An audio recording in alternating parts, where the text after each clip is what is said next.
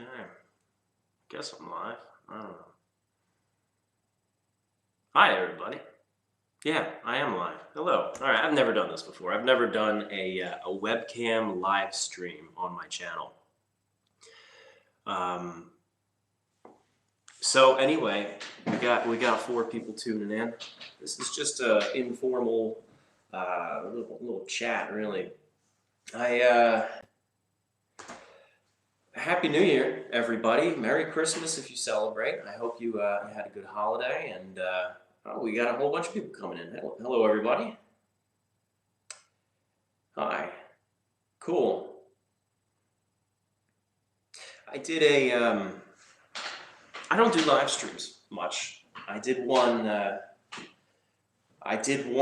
few months ago, 2 months ago, at a fort from my phone, an old 1820s fort down in Louisiana, just to say hi to everybody. And my phone died during the stream, and that corrupted the whole thing. And apparently, it was live for like an extra 10 hours after that, just looping me saying 3 words, and I had no access to it.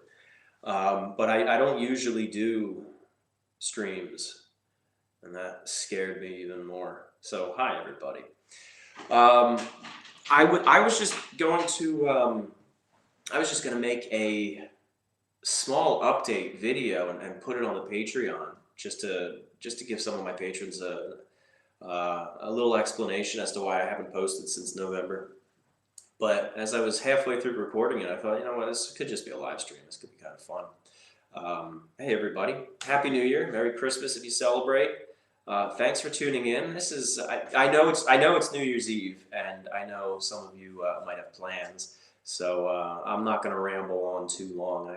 I hate streams anyway, but it's great to see everybody coming in. I'm looking instead, like, my camera's there. I'm looking over here. That's because that's where the live chat is, and that's where I'm reading everything everyone is saying. So if I'm looking over here, don't think I'm not paying attention. I actually am paying attention by looking over there. But hello, everybody. Hey, David, I owe you a message. I see your message coming in. Happy New Year.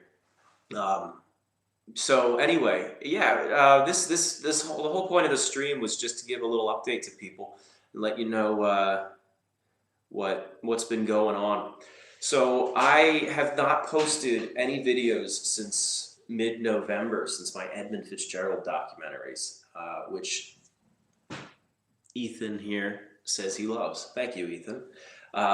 Yeah, so my family and I, my wife and our kids, we did a 2-month-long road trip across the United States from our place in New Jersey across the country, all the way across via Oklahoma, and then Colorado, Utah, Nevada, out to San Francisco, and then down south to San Diego, and then to Arizona, and then Texas, and then Louisiana, and then back. And then from there, we're here. We drove right from there for Thanksgiving, American Thanksgiving. It's different in Canada. And then we came up here to Nova Scotia, to our place here, and Christmas. So it has been very hectic. The Edmund Fitzgerald documentary was actually published during that trip. I edited the last of it in a hotel room in Tonopah, Nevada, and then I uploaded it from there. But it was, yeah, so it was hectic, and I didn't have anything lined up after that. And then when we got home,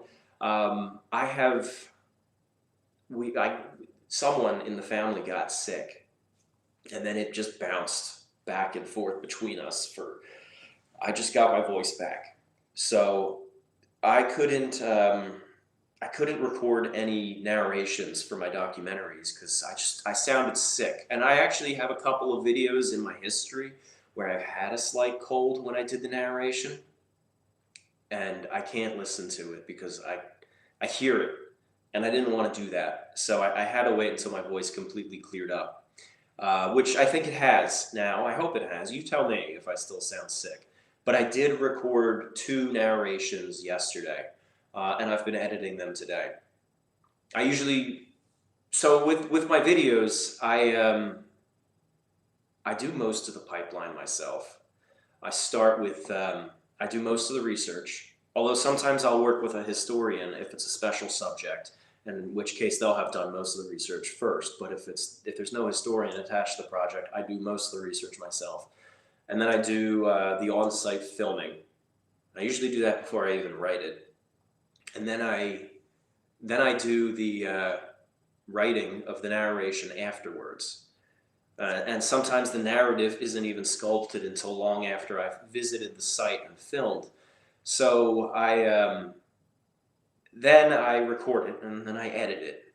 But as a result, since essentially the first stage of that pipeline is filming, there's so many projects that I have filmed. I have a list, and it is over 100 videos that I have filmed and not done anything with, because I just haven't gotten around to researching and editing it.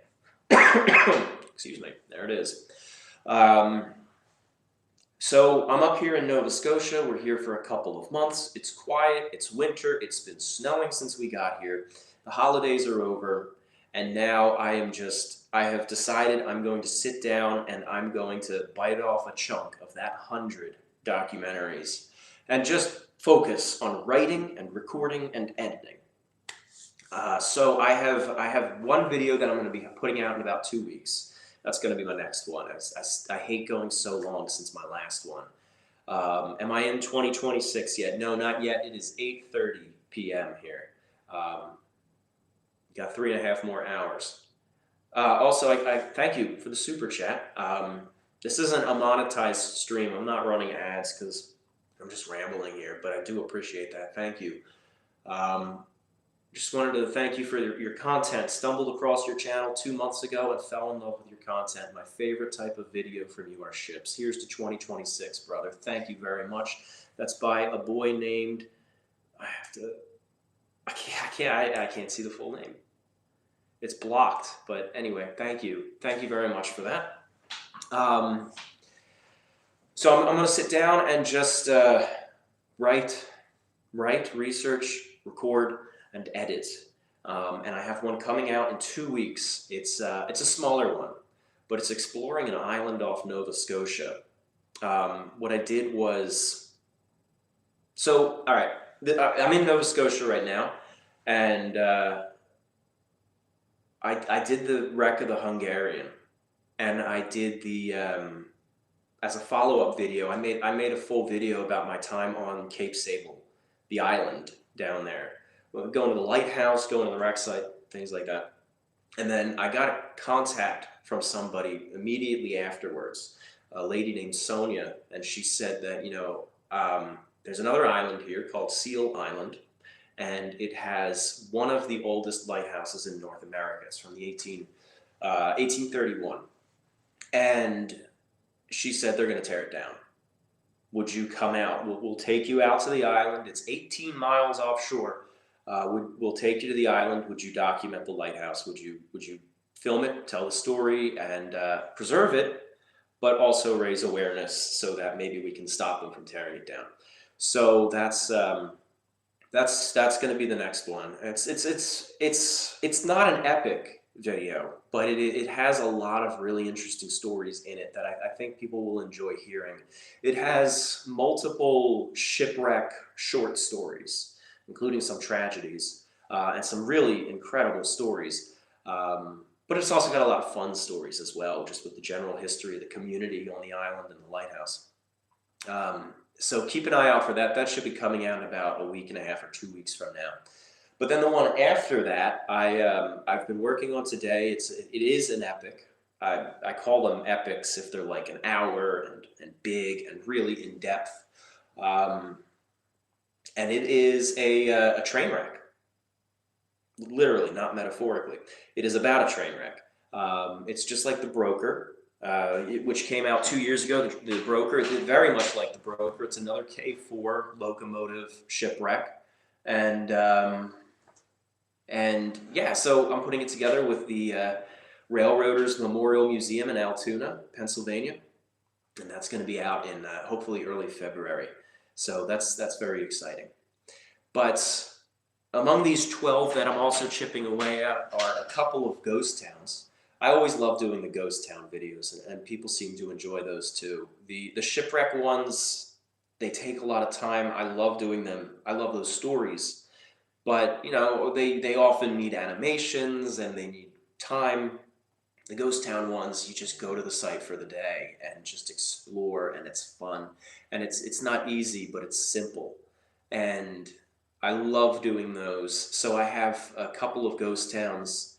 Um, I have a couple of ghost towns in the pipeline. One I'm going to be putting out hopefully before spring, and it's a Nova Scotian ghost town called Electric City. Well, actually, it's called New France. Electric City is the nickname of it. Um, there's a small museum or interpretive center that is dedicated to preserving the story of it, and I've been working with them, helping them get on their feet, and we're going to be putting that documentary out, so that's going to be fun.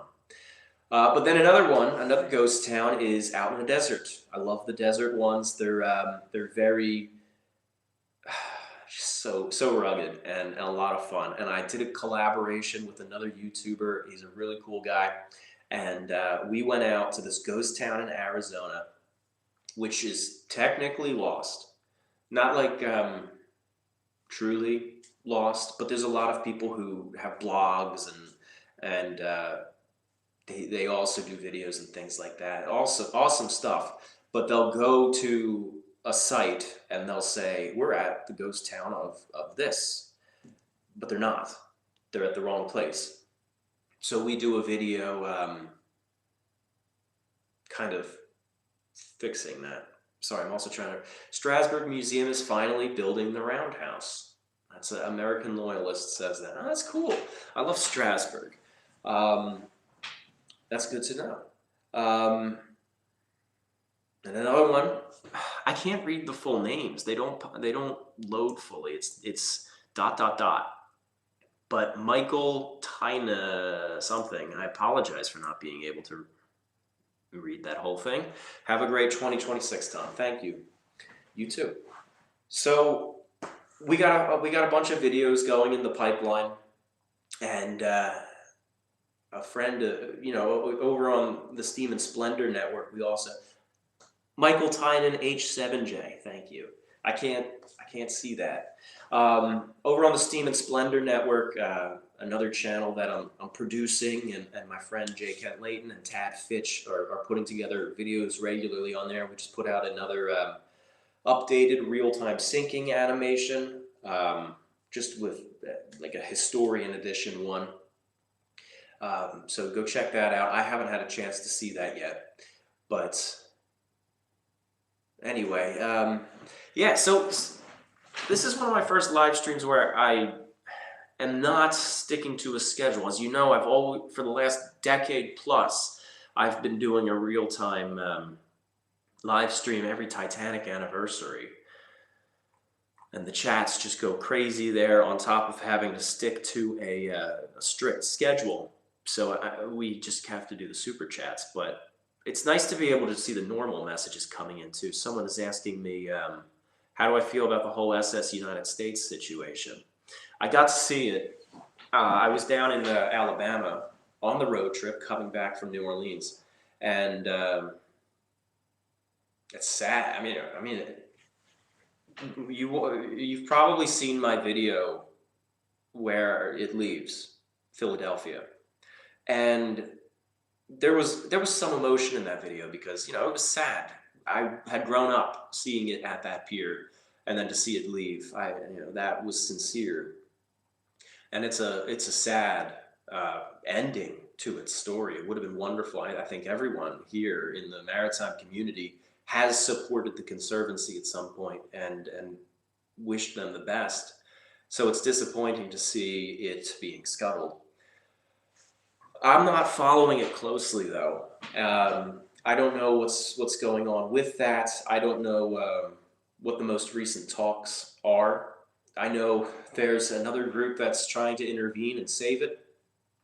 I'm trying not to get emotionally invested. Just whatever. It's a shame. It's an era that cannot be replaced. But I have too much else going on to follow it so regularly.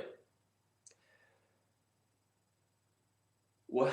Okay, all right. So okay, all right, all right, all right, all right. If we're just gonna have a chat, which is kind of cool. Let's see what some of the other questions are.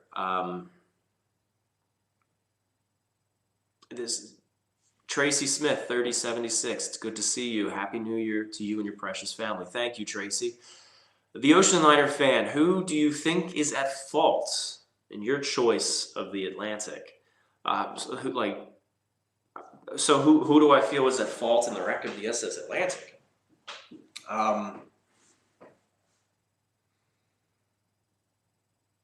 Metcalf. I believe it's Metcalf.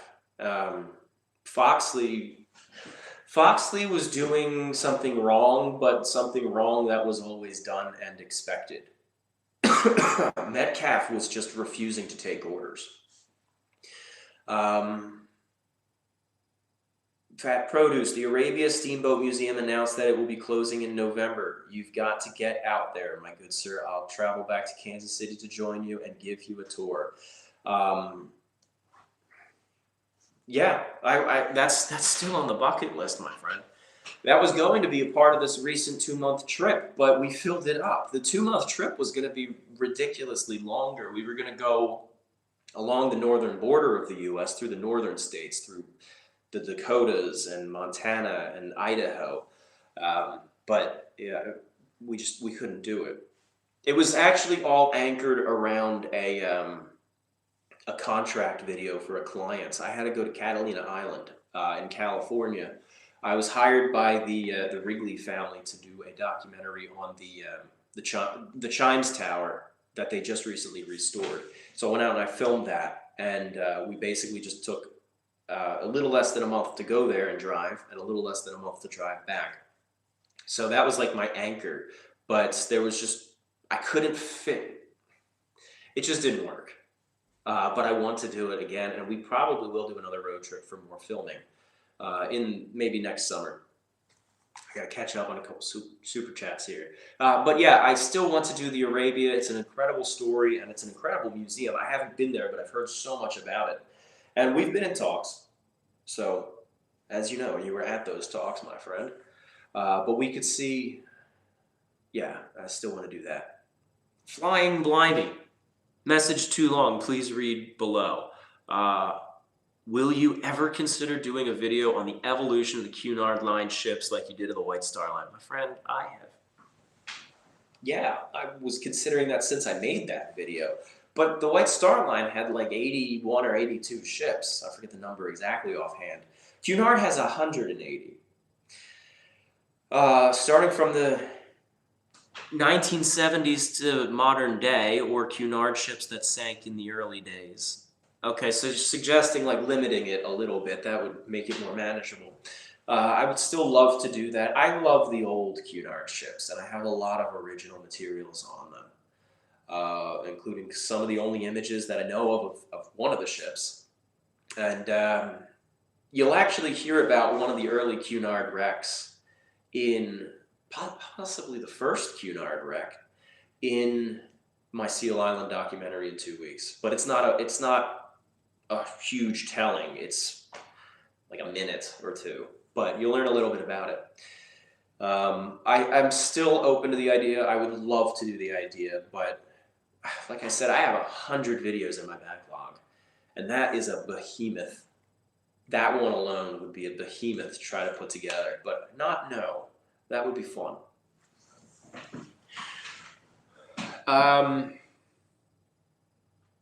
Let's see what else we got going on here. People asking me if I got a lot of plans to talk about shipwrecks. Yeah, I would love. I never say no to any.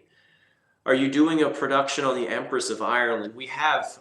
We've been working in the background on an Empress of Ireland experience, and we started that around the same time as we started our Lusitania one. And we have some spaces finished, and they look phenomenal. But again, I've said this I'm a broken record on this, but with the Lusitania and the Empress, we don't make updates on that. Every time we do, we get threatened. So we keep that quiet, and where it's going. They're all going. Things are going nicely. A video on Bodie, California.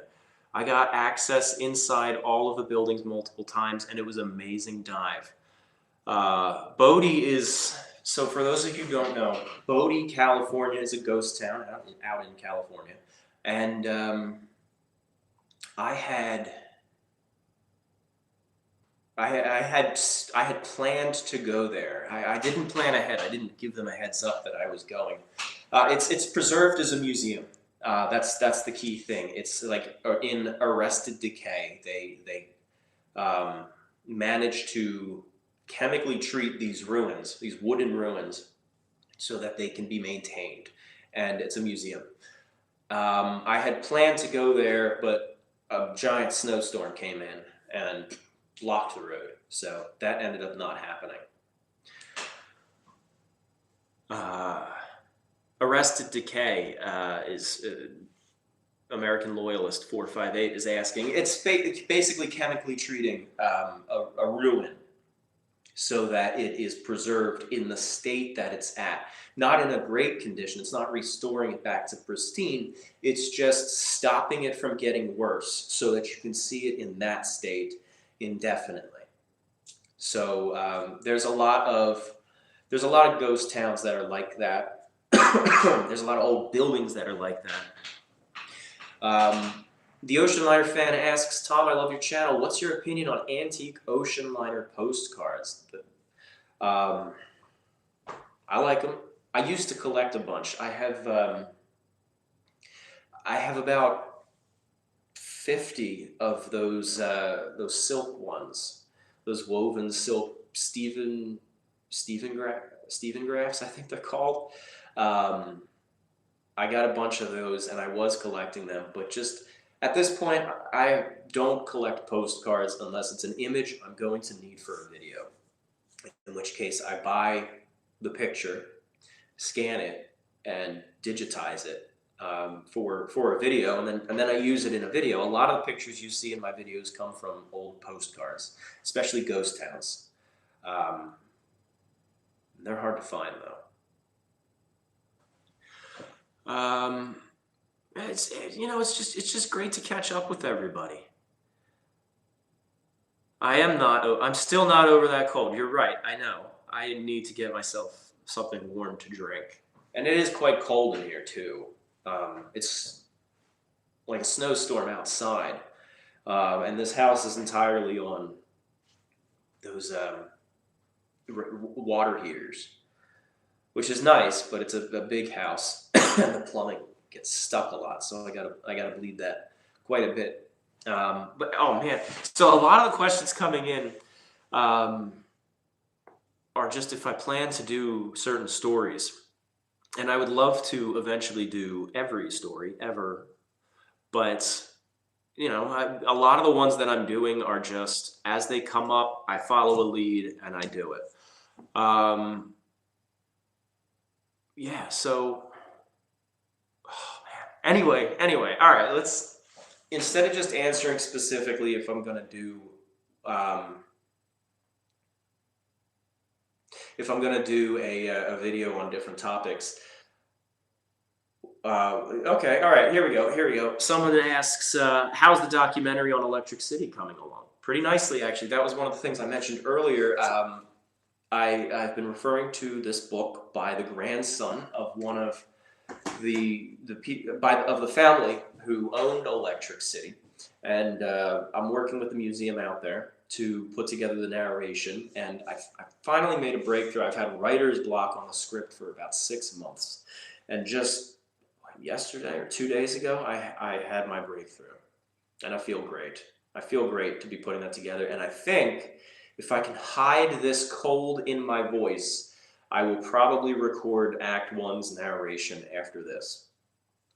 American Loyalist 458 asks, how is it living in the USA and Canada? Well, not to get into politics, but I mean, it's difficult right now, but both places are wonderful and lovely. And for those of you, there's a lot of people in my audience who I have asked me where I'm from. Am I American or Canadian? I am American. I'm born in Philadelphia, Pennsylvania. But my wife is from Dartmouth, Nova Scotia, right near Halifax, right across the harbor. We got married. She now has her U.S. citizenship, and we have a place in both countries. And my kids are dual citizens. Technically, we didn't file the paperwork on that, but they are entitled to both. Deck Fella, hi, good man. Hi, Deck Fella. How you doing? Thanks for the super chat.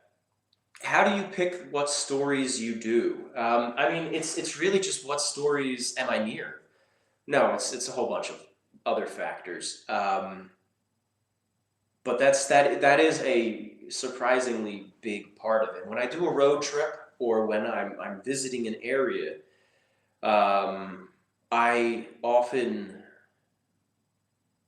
just look to see like what ghost towns are near that, what museums are near where I'm going, and I try to find something that looks interesting, and then I'll stop and I'll film, and then I'll never do anything with it, which is what happens quite often. But now I'm trying to chip through the ones that I haven't done, or that the ones that I've filmed that I haven't worked through, and other times I feel like a pull towards a certain subject.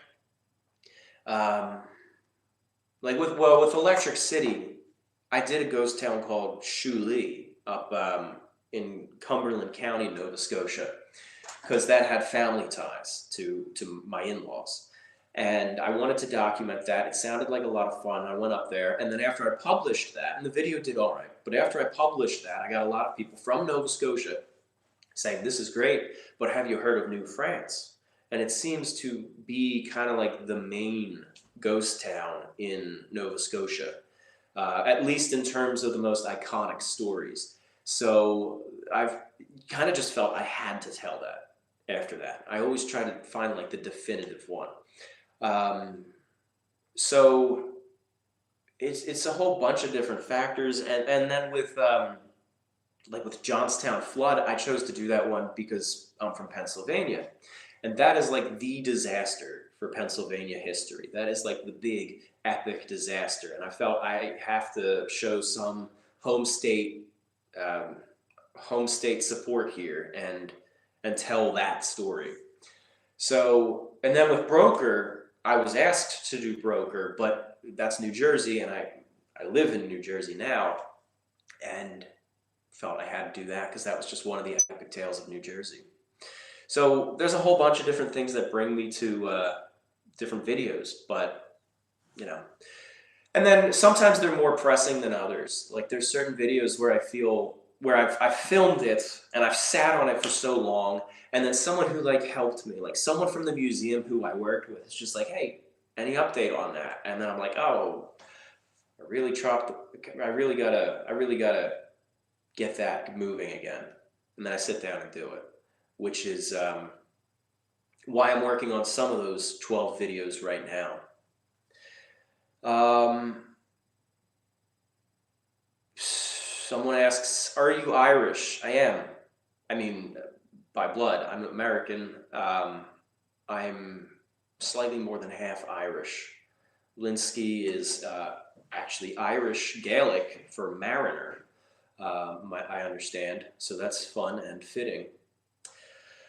Any plans for a video on Bucks County? I actually, well, I had one in mind, but it never came to fruition. But there was a big flood on the Delaware River in the 1950s that I was trying to put together. But I just had too many other things going on. XYLS7 was at Shuli this summer. I hope you had a good visit. It's really, there's no ruins up there, but it's a beautiful place. What else we got going on here? Well, you know, since I mentioned Johnstown, and I see a couple of the comments are just piggybacking off of the Johnstown. Here's a really cool thing. So I'm doing a train wreck right now with the Railroaders Memorial Museum in Altoona. Altoona is about a half hour away from Johnstown. And They have a truck, like a railroad truck, the wheel and the axle and the shocks from a freight car that was buried in the Johnstown flood by the old stone bridge where everything got stuck and then burned. This was uncovered in the early 2000s, and they got it. So they showed me that when I was there filming this documentary, and that was just incredible to see. It was too late to include in the Johnstown flood documentary, which came out a week before I was filming there. But it was just so cool to see it, and to see it preserved, or at least saved, and to know that that was buried for 120 years. Unbelievable. It makes you wonder what else is buried out there. That was out in Altoona. How much concrete do you have from the Atlantis? Deck Fellow asks. I have two pieces. One is large, and I have no idea where it went. My dad found that when I was very little, and I think he took it back because he loves this stuff too. And then I have another piece as well, smaller. And those you just find them on the beach every once in a while. But I've kayaked out to it, as you see in the video, and there's very little concrete left on it, I think. Well, someone's watching from Altoona right now. All right, I gotta tell you something. Something really funny. I don't. I won't show my kids on my channel for just obvious parental reasons. But I will tell you a funny story about my son Tommy. He went with us when we filmed in Altoona at the Railroaders Museum. He loves trains and he loves museums actually too. And we went to Altoona and we stayed there for 4 nights. And I don't know what it was, but the name Altoona stuck with him. Every time he gets in a little car or gets on a tricycle or anything, you ask him, "Where are you going?" "I'm going to Altoona." Or where do you think that airplane's going?" "He's going to Altoona." We were on the Blue Nose 2 sailing ship, doing a tour by the dock, and they let Tommy hold the wheel. And they asked him, "Where are you going, Tommy?" Or, well, they didn't know his name. They're like, "Where are you going?" And he says, "Altoona." Everyone's like, "What is that?" It was really funny. He loves that word. Let's see what else we got going on.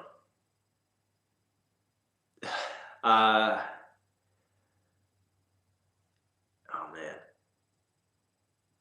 I wish we were all just chatting. I love reading these chats right here, but I wish we could just talk. It would be really cool. Don't mention Altoona style pizza, please. No, thank you. I've seen pictures. I've never had it. I don't need to have it.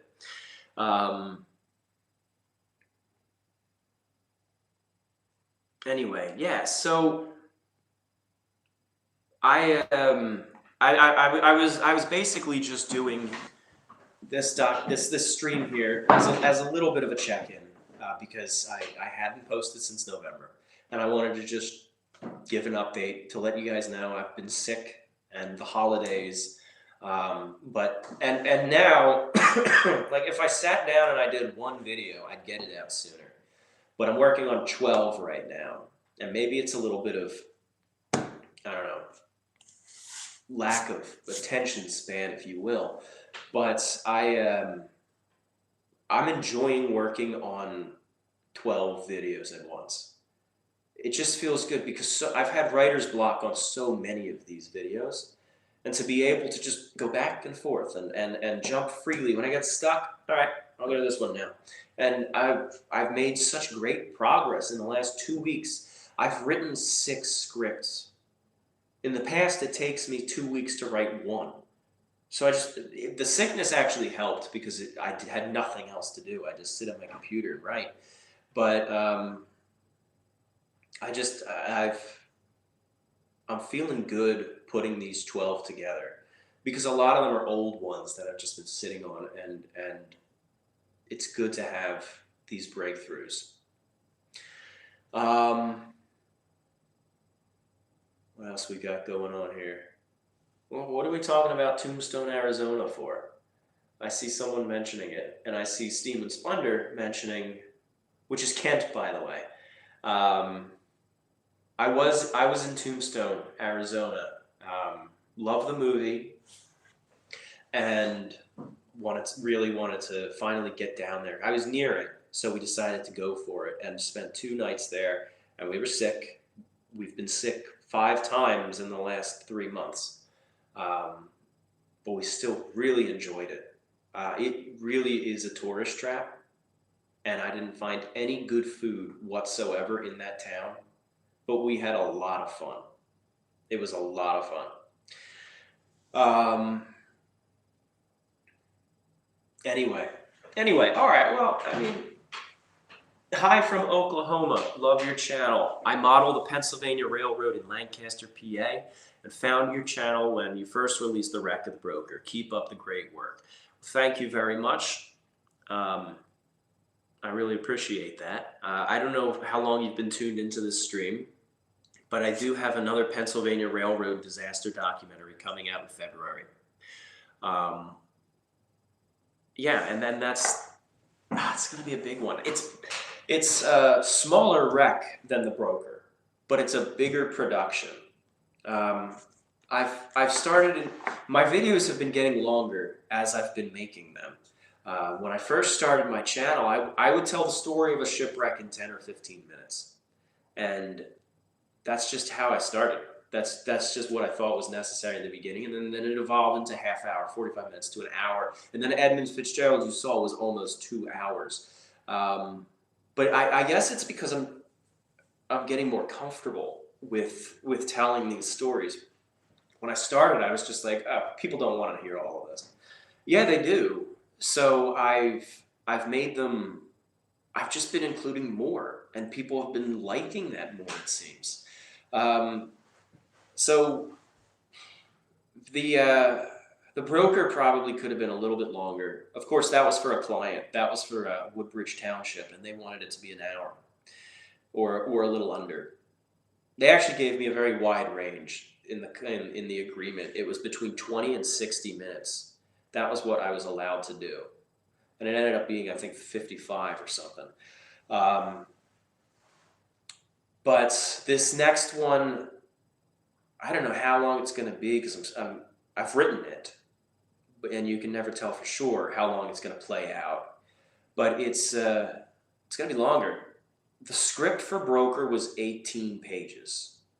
The script for this one is 21, but it feels like it's still going to be longer proportionally. Like it won't just be 3/18 longer, if you know what I'm saying.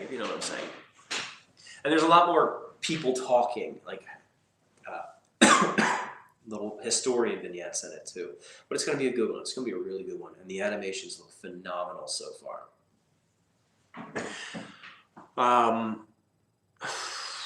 Do you ever think you'll do warship wrecks? I mean, there's quite a few that have always resonated with me, but I don't think my channel supports that. Like, there's the algorithm, the dreaded algorithm. If you do a video that's too far out of your wheelhouse, most of your subscribers don't click it, and then YouTube thinks no one likes this video, and then it doesn't get shown to other people. So I think that's what happened with my Sundowner documentary, because it didn't do that well.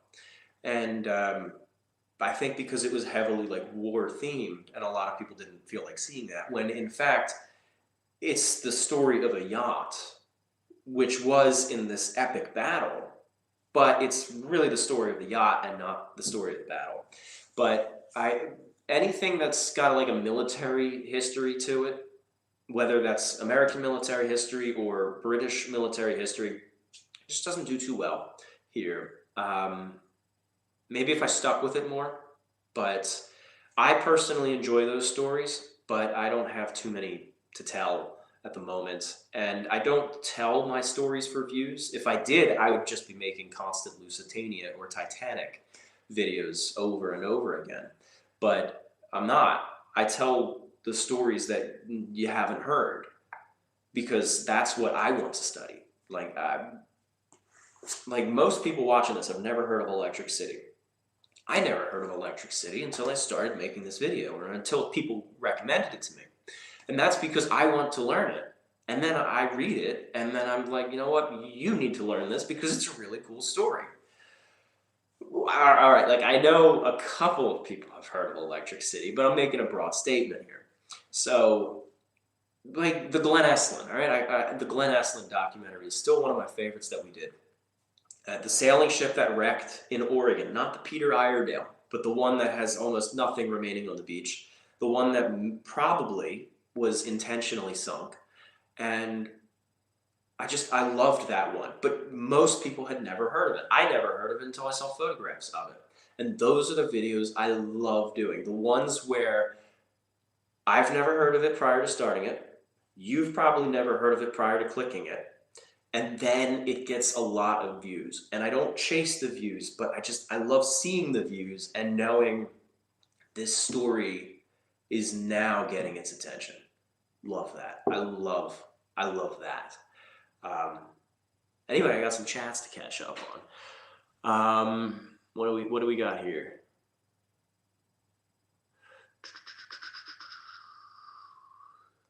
Hello from the best small town in the Maritimes, Yarmouth, Nova Scotia. Pretty sure I've spotted you around town once or twice, but it feels weird to go up to a YouTuber. The Circus Fire episode is a favorite. And that is John Bullerwell. Thank you, John. Yeah, I've been around Yarmouth a little bit.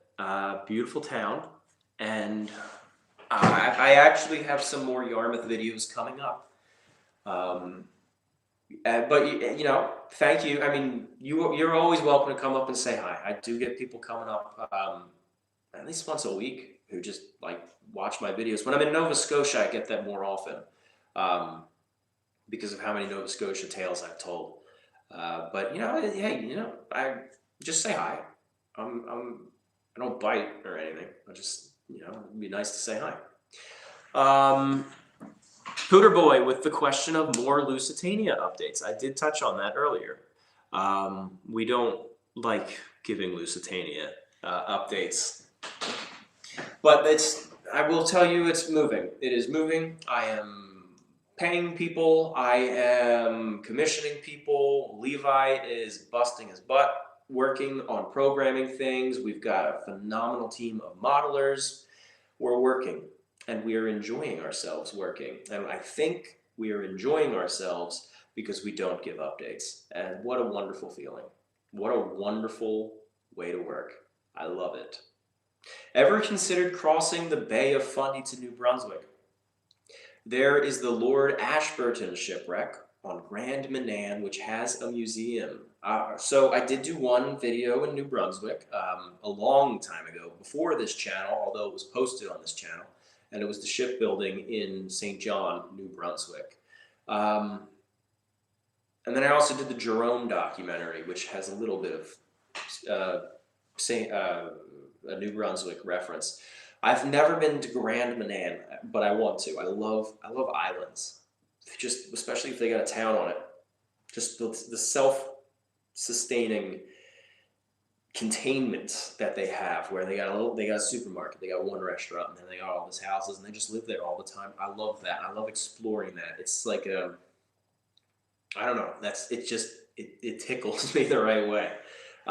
So I always wanted to go to Grand Manan, and if you're telling me there's a shipwreck there that's worth telling the story of, then that might hasten my visit there. Bay of Fundy is beautiful. I have done a lot of stories with the Bay of Fundy. Even if it's not quite on the Bay of Fundy, a lot of them have been impacted by it, such as the Hungarian or the Atlantic. They all got stuck in those tides coming in. But Yeah, that's a cool idea. Thank you for the suggestion, Lord Ashburton. I'll look into that. Thank you. Um, yeah, just to jump back to the Lusitania Storied History 1985. It's probably smart to do it that way. When it's out, it's out. Exactly. So we don't. We just it'll be out. It will be out, and we're just it's on our pace. We stop when we have to. Like if we got a documentary going, I'm like, hey guys, let's get a documentary. Let's all work on this real quick. And it's just great to not have people saying, where is this? Do it now. It's just a fun way of doing it when it's just a hobby passion project.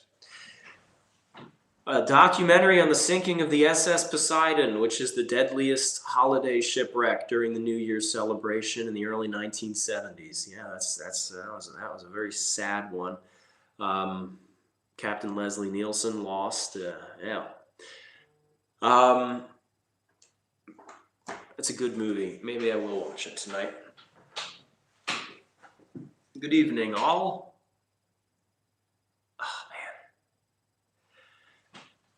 What is where the Kurt Russell thing started? Kent? Anyway. All right. I'm seeing all the, we are alarmed by these developments. What is going on here? Who are you talking about? Anyway. Anyway, so, discussing AI content. Yeah, that's fun.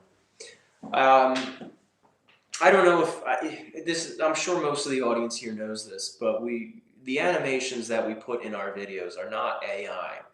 We don't use AI. The most I've done in the past was use AI to clean up old footage and pictures, and I'm kind of stepping a little bit away from that. I'm trying to find other ways to clean things up. But that's the limit of our AI use. Doesn't write the videos, certainly doesn't record the videos or narrate them. Even every day I have to reply to somebody who says, this is an AI voice, this is an AI video. No, it's not, it's me. I record on this thing right here, which is not plugged in, so you don't hear it. And I sit here, right here. But the animations, those are in a video game engine called Unreal Engine 5, and my friend Alex animates them. And we have modelers who make the models. Sometimes he makes the models, sometimes my friend Colin or even Levi sometimes, or others will make the models and send that to Alex. And he builds the worlds and puts it all together. It's still computer. It's still computer imagery, but it's not the computer thinking up the scene and creating those images based on a very complicated algorithm. It's just the artists are using the medium of a computer. And I do have to explain that to some people quite often. And I don't mind doing it. It's just when they form it as an attack. They're like, this is AI slop. Well, no, it's not.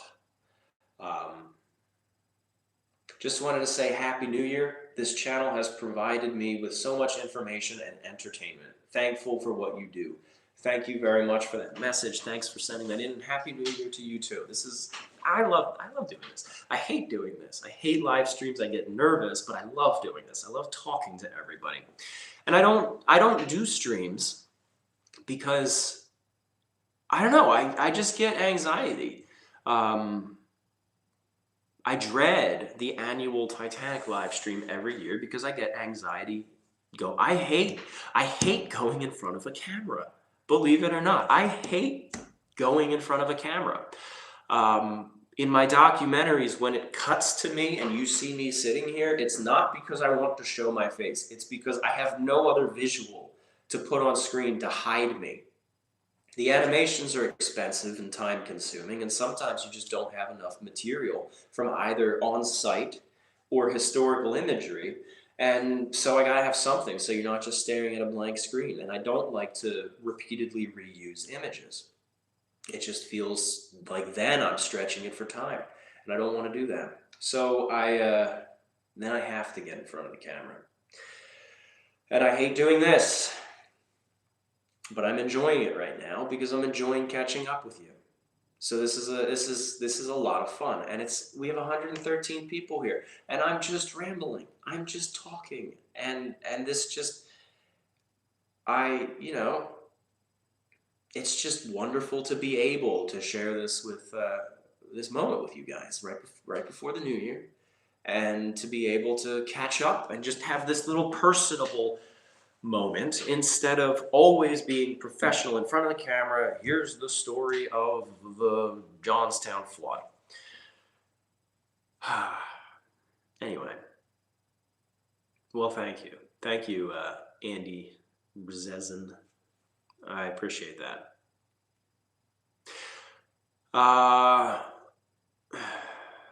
Any plans on doing a story about any immigrant ships coming into the U.S. during the early 1900s? I wonder if you have a specific one in mind there. Always. A lot of the ones I have in mind right now, like in the immediate future, are 1800s wrecks, I think. Like I said earlier in this stream, I have 12. I have a backlog of 100 or so, and then I've picked 12 that I'm chipping away at right now. And of those 12, the ones that are ships, they're mostly 1800 stories. So that's what I got going.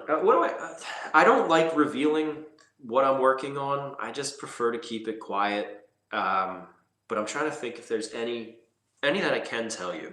I've told you about Seal Island and Electric City. All right, so looking at this, there's quite a number of ghost town ones. There's some shipwrecks, including some you've heard of on this channel. But then there's another Great Lakes story, but it's not a disaster. It's not a wreck. It's a ship that we explore on the Great Lakes.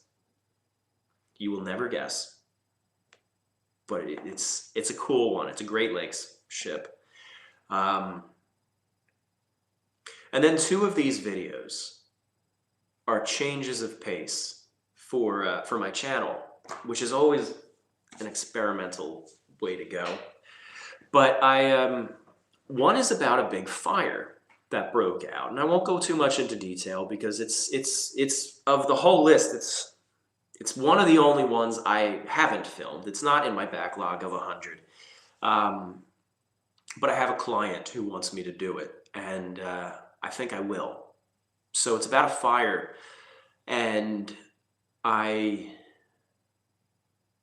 looking forward to doing it because I think that can be very dramatic. It won't have animations, but it will have a lot of photographs and historical footage. And I think that's going to be a fun new topic to try to tackle. And then the other one is almost a lecture. There's a historian who actually lives not too far from this house, who he's a maritime historian, and he did some very good studies, not on a wreck, but on a certain maritime tradition. And I think a video on that with him would be a very interesting piece to put out. So that's also on the to-do list. Lighthouse stories are my favorite topic, says Lloyd Schultz. That's cool. You enjoy Seal Island. That's gonna be an interesting one, and that'll be my next one out, my first one in the new year. That's another thing. I usually, for the last few years, I've done a year in review, and just with being sick like this, I haven't. So I'm sorry I missed that. I might still tackle it early in the new year. My friend Scotty actually edits those for me. He's a better editor than I am. So like when something needs to be like fast, I'm like, hey Scotty, are you at your computer? Can you do this for me?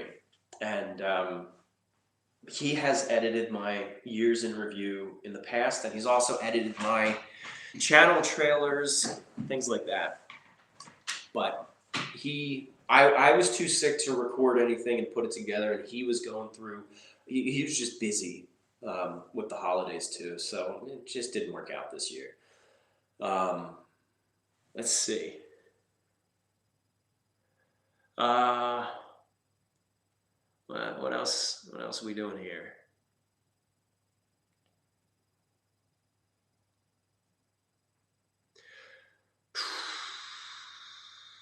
A lot of great questions, asking my thoughts on different stories, or if I'm planning to talk about ones. And thoughts on the shipwreck being exposed by the wind in the Great Lakes last week. That's news to me. I didn't hear about that. I'd love to. What do I search? Tell me what I search and leave it in the chat, and I'll check that out afterwards. I love, I love the stories of wrecks being exposed. That's so cool. I mean, we hear about the shipwrecks that go down in the ocean, and then submersibles or divers go down and they take footage of it, and there's the ship. You know, you see it sitting there, like the Titanic or the Lusitania or the Johnston or something like that. But then for a ship to wreck in a beach and then get stuck and buried in the sand and vanish for decades, if not a century or two, and then come back because the sands shift, there's something so romantic about that. That's I love that too.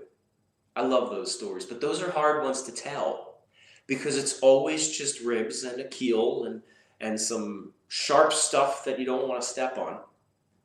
And it's so hard to craft a narrative around that, especially because half the time no one even knows what that ship is. So I love those, but those are hard to tell. I love them personally. I love just going and exploring them. Wilson Webb says, been following you since your THG days. You do great videos. Thank you, Wilson. I really appreciate that.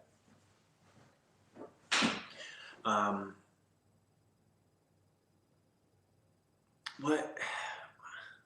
So people are replying to other people, and I'm trying to see what I don't know what you're replying to.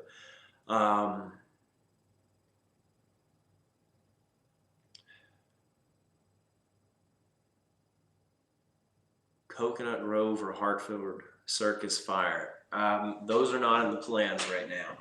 I know of Coconut Grove Fire. I don't know the Hartford Circus Fire. Neither of those are the fire that I have in the pipeline. The fire that I'm planning to do is not known. It's not like a famous one. It's a locally known to the area that it happened, but it's not like a world famous disaster.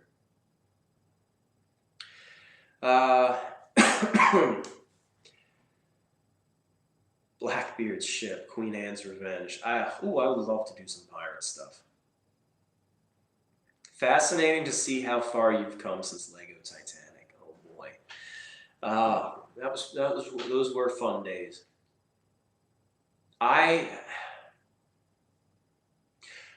There are two videos that I've toyed with doing on my channel, but they feel too self-indulgent, and I don't know if I'm ever going to do that. I've thought about making just a detailed behind the scenes of the Lego series that I did way back when I was in middle school, and The Last Signals, the wireless short film about Titanic's wireless operators. I've thought about making behind the scenes of them, and I'm more likely to do The Last Signals behind the scenes because there's so much footage sitting that I just haven't done, and that I haven't done anything with. And there's so many funny stories about making that video. Funny and fun, and we filmed that over the course of a summer in high school, and it was a blast. It was hard, but it was a blast. But then Lego Titanic, I played with Legos when I was a kid, like a young kid, like 10. But then by middle school, I put them away, and then I was homesick one day, and I just decided, you know what? I feel like making a stop animation film. So I made that Lego Titanic movie over the course of like 2 sick days, um, and it was just stupid. I made it up as I went, and then put it out, and it did well. And then I made a sequel like a year later, but I mean, like people saw that and they were like, what Lego kits did you use and things like that. I'm like, I don't know. I just had these pieces laying around. So anyway, but Last Signals. Oh man, it was just ridiculously fun to film that with so many stories. And then we flooded my parents' basement. Actually flooded it. We put a garden hose through their living room, brought it down the basement, turned it on, and waited 5 hours as we let the water level rise in the basement. I'm not joking. And that's how we flooded the wireless room set. I built the wireless room in the basement. So my parents' basement, when I lived there at the time. It was high school, and it was not in the basement, in my room, upstairs. But then the basement was just cinder block and concrete floors and not finished. And every time it rained, we'd get like an inch of water down there anyway. So it wasn't like we did something crazy. I just put it down there. So we built the set down there and then pumped water in. And then I just turned the pump on that gets rid of rainwater to get it all out. It was no big deal. But it was fun. It was crazy. It was definitely silly. Yeah, they let us do it. My parents were very supportive. They were then, and they still are now. They love what we do, my wife and I, and my team. And I have good parents. I will say something about them, if you don't mind, just because when somebody mentioned the AI thing, that's one thing that sort of irritates me is when someone comments and they're like, these animations, this video, this narration, this is all AI. That gets under my skin. But there's another thing that kind of would get under my skin because it has been used to attack me and my team. And I've been getting it, not often, but occasionally lately, of people saying that my parents are rich lawyers. People say that like I'm some trust fund baby, But just on the note of my parents, they were very supportive, but they're both retired public school teachers. My mom became a principal in Philadelphia, but they were both just public school teachers. We were far from rich, but they were always very incredibly supportive, and I am lucky to have them. Yeah. Anyway, I don't know. I got a comment like that earlier today, and I just kind of wanted to clear the air on that because it kind of came up here. But anyway, I see some people heading off with New Year's. Is it 2026 for anybody here? I see somebody saying it's 1:30 a.m. Oh yeah, it is amazing how those rumors got started. And I know exactly how those rumors got started, and I know who started it. I know exactly who started that my dad is a rich lawyer. And the irony is the person who started that rumor has met my dad several times and has gone to the school he used to teach at. He wasn't a student there, but he accompanied me one day to my dad's school at the time. So it was purely a rumor started with malicious intent. Anyway. Yeah, okay, so we got 2020. How is 2026, everybody? Is it better than 2025? West Broadtop says, Happy New Year. I saw somewhere that you were going to do a documentary on the wreck of the Red Arrow. Any possible updates on that? Here I was, this whole stream, just like saying, oh, I got this big Pennsylvania Railroad wreck documentary coming out in the next couple of weeks. Working hard to avoid saying the name, but I guess somewhere, somebody, probably the museum, announced it. Yeah, it's the Red Arrow. It's so we did the Broker a couple of 2 years ago. The Broker was the train wreck in New Jersey in 1951. It was a K4S locomotive, derailed at a construction site going too fast, and 80 some people were killed. But there's two significant K4S locomotive disasters in Pennsylvania Railroad history: the Broker and the Red Arrow. And the Railroaders Memorial Museum contacted me about a year and a half ago after having seen the Broker, and said, would you do this? Actually, it's funny how they got in touch with me. They didn't contact me through my website for some reason. They contacted the Firefighters Museum in Nova Scotia, who I worked with to do the circus ship fire in Yarmouth. And they said, can you put us in touch? It's funny because they're in Pennsylvania. I'm from Pennsylvania and live in New Jersey. And they got in touch with me via a Nova Scotia museum. That's just, my email's on my website. But it was fun. And they've been great to work with. I love these guys. They brought us out there and we filmed it.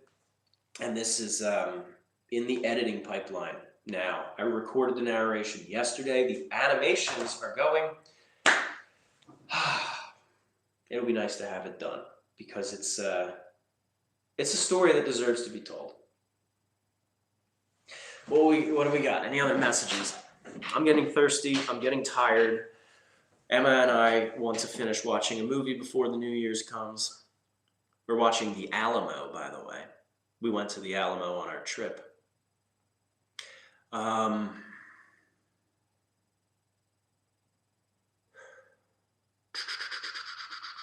ship exposed from the wind was off of Kingsville.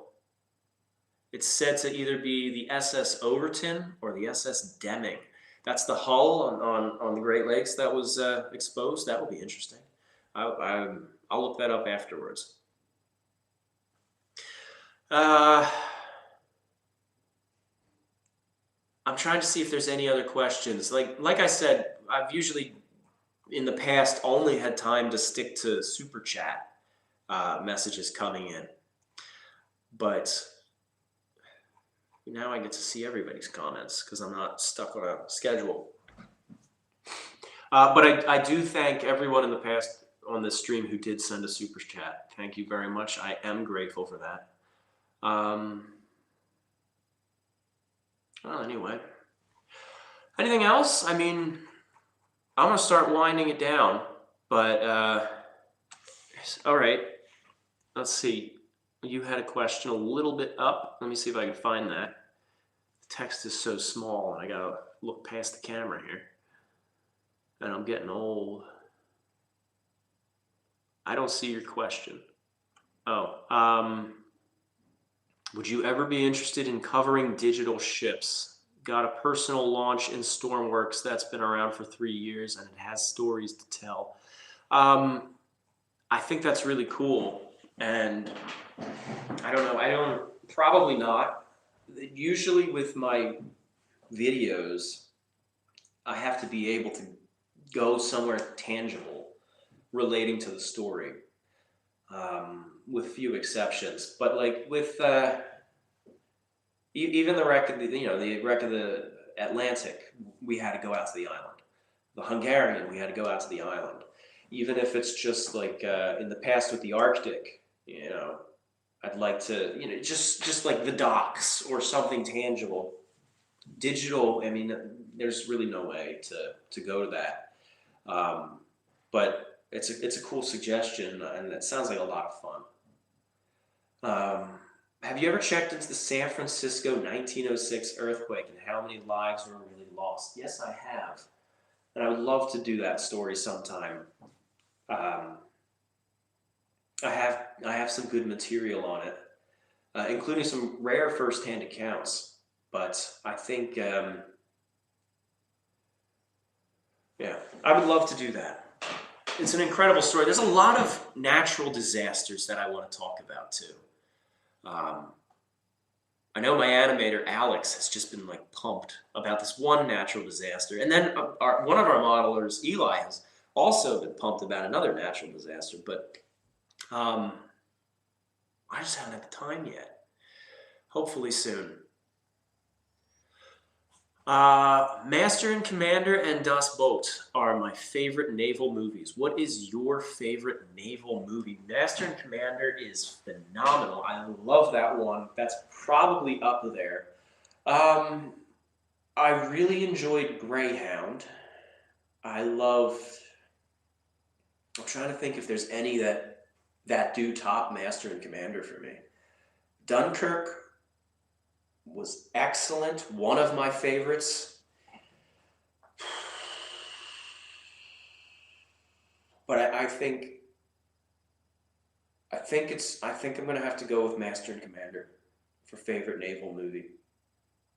I absolutely love that. I love the music. I love the acting. I love the story. I love the ships. I love it. And we on our trip we went to the San Diego Maritime Museum, and the Master and Commander ship is there, the HMS Surprise, which was actually built in Nova Scotia. The HMS Surprise replica was built in Lunenburg, Nova Scotia. It was intended, I think, to be a restaurant, but nothing ever came of that. And then it was built with the American bicentennial in mind, so 1976. Because they planned to make it like this touristy thing to sail around and get people into the spirit of 1776. And they had that built. And then Disney, Warner Brothers, whoever made Master and Commander bought it. And they fixed it up. And then it was in Pirates of the Caribbean. And yeah, but it's in San Diego at the Maritime Museum there, and we got to walk all around it. It's beautiful, beautiful ship. I love it. Let's see what we got going on. Anything else? Any chance with more ghost towns? I talked about quite a few earlier. Actually, two questions in a row right there. Any chance on more ghost towns? And somebody asked Electric City.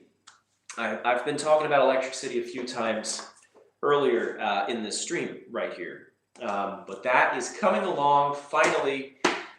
Made some good breakthroughs on writing. Should be out within the next month or two or so. It's looking good. I'm feeling good about that. And then other ghost towns.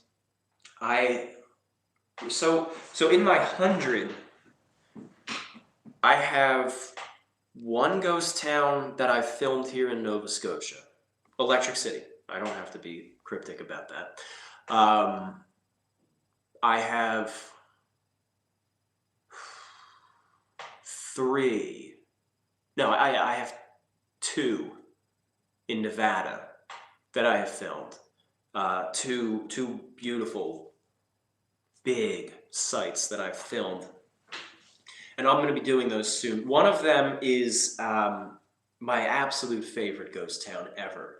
But every time we go, something perilous happens. Like either a standoff, armed standoff, no exaggeration, or somebody goes through our tent in the middle of the night. It's just not a good place to go. But I did a documentary on it. And then the other one is just a very big touristy ghost town called Rhyolite. And I filmed those, and now I just got to put them all together. I got one in Utah, I got one in Arizona, and I think that's all the ghost towns I'm sitting on right now. No. I have a Kansas one.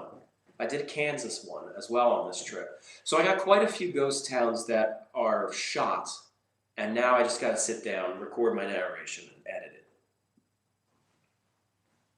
We need more info on that standoff. You can't just gloss over that. I can just gloss over that. I'm not exaggerating. It was one of the most tense moments, certainly the most tense moment I've had with filming. I don't know if I've told it on this channel. I've told it to friends. It's one of those it's one of those stories that you share with a friend over like a glass of scotch at the Explorers Club or something, because it's just like, it sounds made up, but I filmed part of it. So it's not. I will prove it when I put together my documentary on that ghost town. But I'll summarize it. Was it Rhyolite or Delamar, Nevada that was called the Widowmaker? It was Delamar. Delamar was called the Widowmaker. And funny enough, this standoff happened at Delamar. So my friend and I, should I go into this, or I guess I have to now.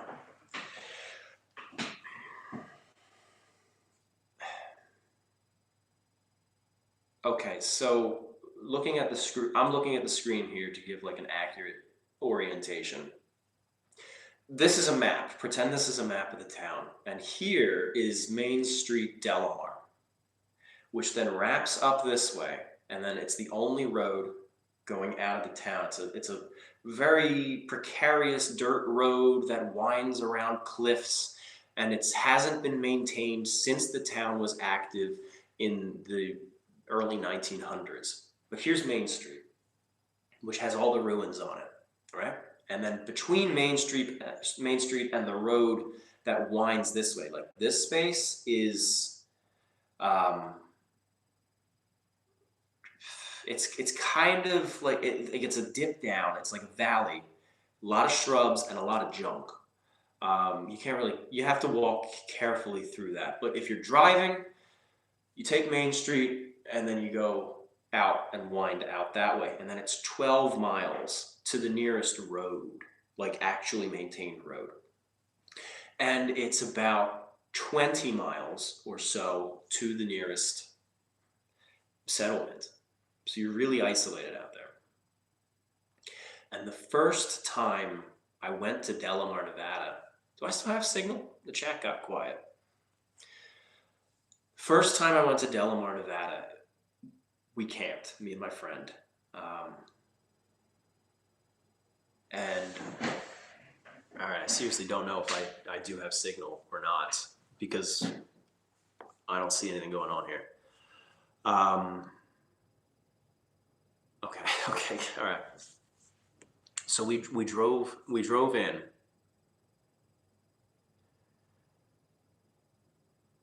I guess I should start from the beginning. If everyone wants to sit around and listen. The night before, sun was still setting, and there was another way into Delamar, Turtle Canyon Road or something, Turtle Walk, and that's what the GPS said. That this was 2015. The GPS said to go in that way. And we tried, and the road just couldn't do it. We had a rental car, and it was, we rented an off-road vehicle, and they didn't have it available. And they're like, we're giving you a free upgrade to a luxury car. And I'm like, I'm gonna wreck it, you know? And they said they don't care. So we're driving this luxury car down Turtle Walk Canyon Road, and it doesn't make it far. So we stop, we get out, we look around, and we're exploring, and I'm filming a little bit, and we find a bag of dead puppies, and it shocked us, and we were, Then we heard someone start shouting, and we were armed. And my friend was like, okay, it's time to defend ourselves. And I'm like, no, it's time to get the hell out of here. We got back in the car, we drove around. This was the road into Delamar from the south, but the road was, it was like 15 miles until you got to Delamar. So stupid us, we decided we're gonna go out and take the other entrance to Delamar, and we'll still camp at Delamar. This is fine, we're far enough away from where this incident happened. Someone recognizes this story, so I did tell this story before. Thank you. Then I won't tell it. All right, never mind. Go find the video where I did it. Now, then we came in from the north. By then it was dark, and I remember we were driving down the road before we ascended the mountains, and it became precarious. It was kind of easy to drive at this point, but we were off-road, and pitch black, stars above, and on the mountains we saw a campfire. And as we were driving up, we saw the campfire suddenly get extinguished, and that also put us on edge.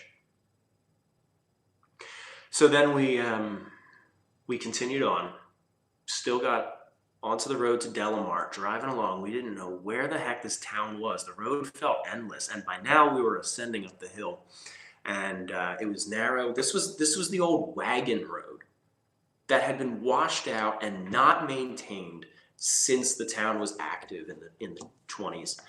And so we're driving along in a luxury sedan, banging it up, bouncing all over the place. We didn't know where the town was.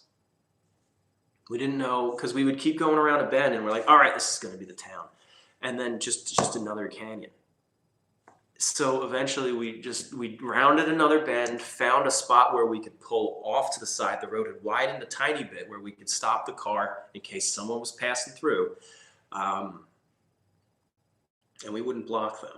So we parked and we set up the tent and we slept. And we woke up the next morning to find ourselves in the old opera house. It was this stone ruin. I didn't know it was the opera house at the time. I identified that later. But it was kind of a shock to wake up and be in this ghost town without knowing you were there. Having slept in the ghost town, it was so spooky. Like, we were primed to just feel on edge the whole time. And then we drove into the town. We made it to, now we're on my map. We made it down to Main Street and we parked there. We cooked breakfast and we explored and filmed a whole bunch, and we were perfectly alone. Then, by about 1 in the afternoon, we were ready to get going. And we're parked here on Main Street. Here's the road going out, and by here you're going up the mountain. So we're looking over, and it's narrow. Hey Sam, how you doing? And we see blocking on the narrow strip is a white pickup truck. And it's just stopped there. I mean, people check these ghost towns out, so it's not, I've been to Delamar 5 or 6 times in my life, and there's people there sometimes.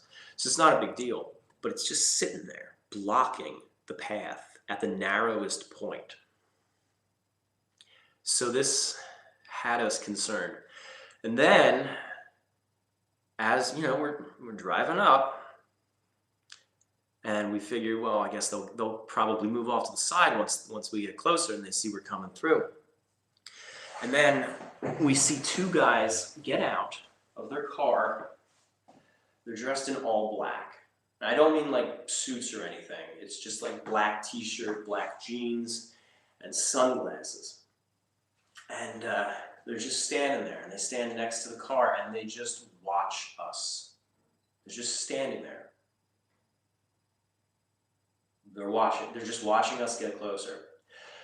Then, as we get closer, we're like, oh boy. They're just looking at us. They see us. They don't care about the town. They don't care about anything else. They see us. And As we got closer, we saw they both had AR-15s. And we were like, we can't go back. We can't turn around. They'll follow us. Then what'll happen? And we knew it was a dead end. All we could do was we took our rifles and we held them next to us while we're driving. We had our rifles next to us, visible, not pointing them, not threatening, but just, we look at them and they see we're armed. No, they are 15s. We had a Winchester 30-30 and a Car 98. But we, as we got closer, we saw that there was space to squeeze by. They were blocking the middle of it, but there, we could kind of inch by, and we did. And that was it. We drove on and we left. It's the end of it. I filmed the approach. I got photographs of the car, and I filmed myself reading their license plate as we got closer, because who knew what would happen. But that's. I'm jittery just reflecting on that. I do need to tell that video. I do need to tell that story. It'll probably be in my Delamar documentary. You don't remember me talking about the standoff. I probably didn't go into this much detail because I either wanted to save it for the video or was afraid to say this much on a live stream. No, I never looked up the license plate. They probably were a cartel or something. My friend theorized that there's a story of treasure being buried in Delamar, and he thought maybe they were there worried we were going to find the treasure. But there's so many tourists who come to Delamar that they're not going to threaten everyone off with a gun. And then the second time I went to Delamar, the next few times I went to Delamar were fine. But then I had another incident the last time I went to Delamar, which was 2 years ago. Right before I filmed the Glen Estlin. When I filmed the Glen Estlin, and I told you I drove because I'm on the beach, and in the video I say I drove 16 hours to get to the Glen Estlin. To be clear, I drove from Delamar, Nevada. So that was that we had an incident the last time I was there too. I was there with a friend camping. We camped overnight, and we weren't armed because I flew in and I didn't. It's harder to be armed when you fly in. So when we had gotten there was a white pickup at the bottom of so it's a slope. The town is on a downward slope. And there was a white pickup down at the bottom. And kind of up another tier, 500,000 feet away from me, probably about 1,000 or 1,500 feet away from us, was an old lady in a camper. And then there was us. And we set up our tent. And at some point, the old lady in the camper drove away. And as night fell, the white pickup was down there firing a gun at targets. The people with the white pickup, they were firing. I mean, it's Nevada, it's legal out there. And we've done that too. My friends and I, we've gone out there and target fire. Then we camped. We set up our camp. We had our dinner. We went to sleep. And then I woke up at 2 a.m. and I don't know what it was, but I felt uneasy. And I was just wide awake. And then when I was laying there awake in my tent, I heard the truck engine start. And I looked and I saw them starting to come up. And I got out of the tent and I went over to my friend and I unzipped his tent and I'm like, hey, they're coming up. And we were camped near the road, the abandoned road. They'd have to pass us. It's the only way in and out. They'd have to pass us. And I just didn't feel comfortable with this truck driving by us. So I said, hey, they're coming. I woke my friend up. Why don't we just step away from camp for a little bit? And we did, and I had a K-bar knife with me. That was all I had. And I grabbed my cameras, just the valuable stuff. And then we stepped away from the tents, and we ducked down. There's a ridge, and then there's a ruin, and we ducked down in those ruins, and we watched. And the truck came up to our tents and stopped. And they actually came out with their lights, and they were looking all through our tents. And when they didn't find us, they got back in and they drove away. That was the last time I was there. But I got enough footage that time, so now I don't have to go back. I have all the material I need to tell the awesome story of Delamar, and I'm good now. I don't need to go back, but I probably will at some point. Anyway, Sam, Historic Travels. Curious if you and your team have any experience with sending ROVs down to wrecks like the Empress of Ireland, or if you found any traces of the SS Atlantic. I've got an ROV. I don't use it very often because I'm not good at it. I don't have the time to practice, and the controls on it are the exact opposite of the controls of my drone. So I get really, I've sent it down to wrecks. I've looked at wrecks, and yeah, I got experience. But I don't like open ocean stuff. It's not good in a strong current like the ocean anyway. It's good for lakes. Joshua Seeley, 5593, welcome, thank you. All right, well, I ended up spilling my Delamar stories.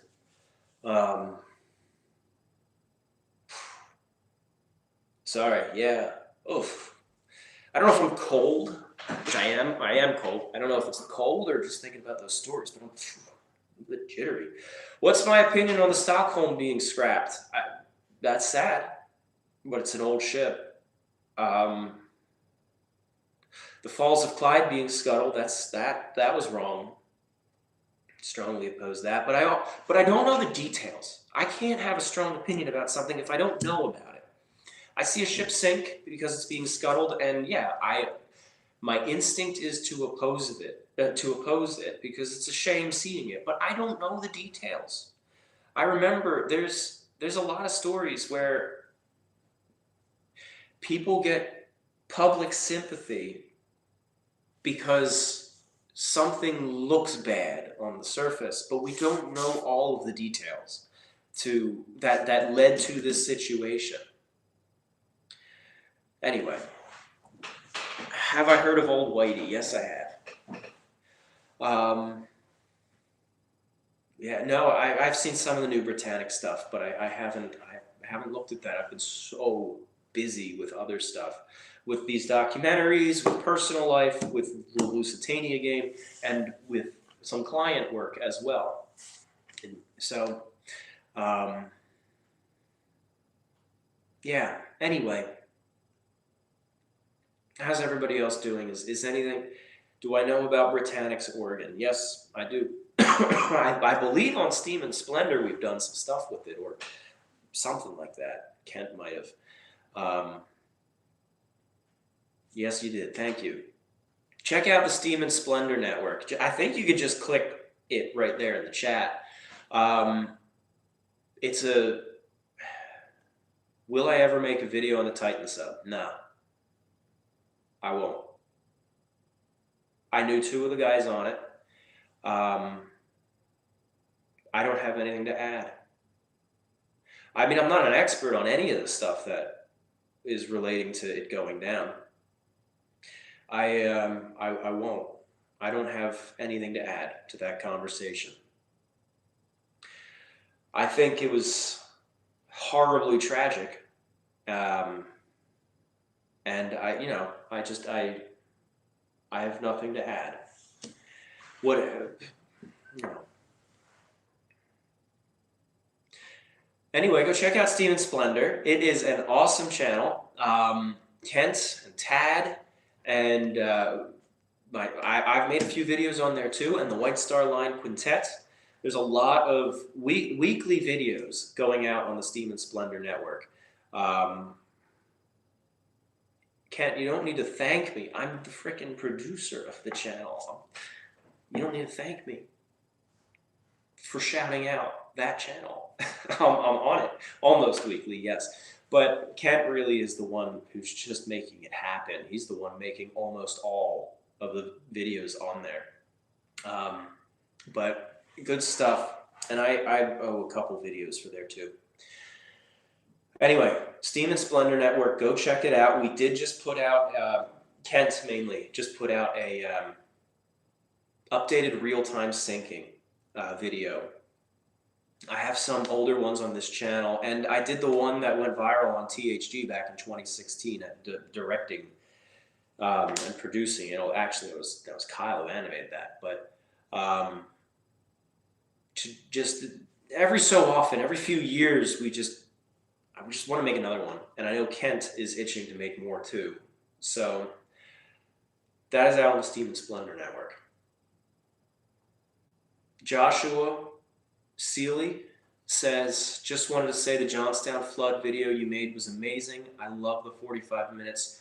I live about 45 minutes from there, and it just gave me an even bigger appreciation to be so close to such a fascinating history. I loved my time in Johnstown.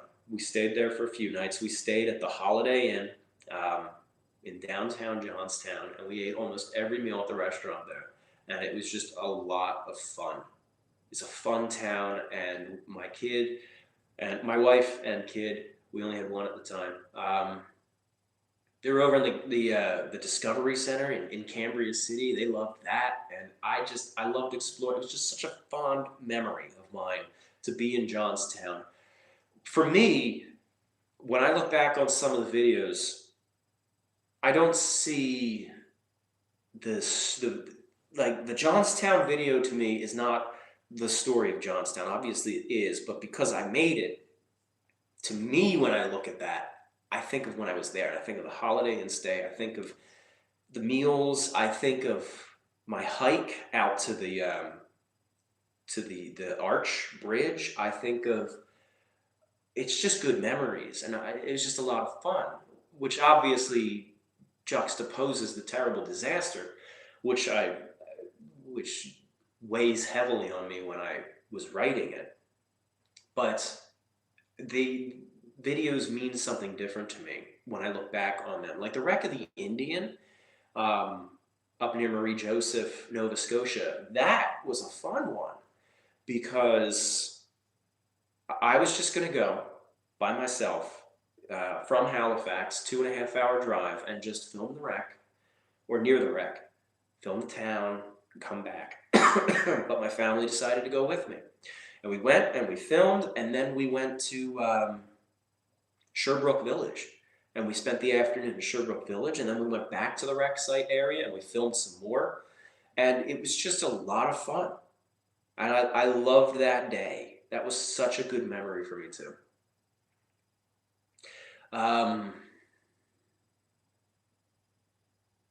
Anyway.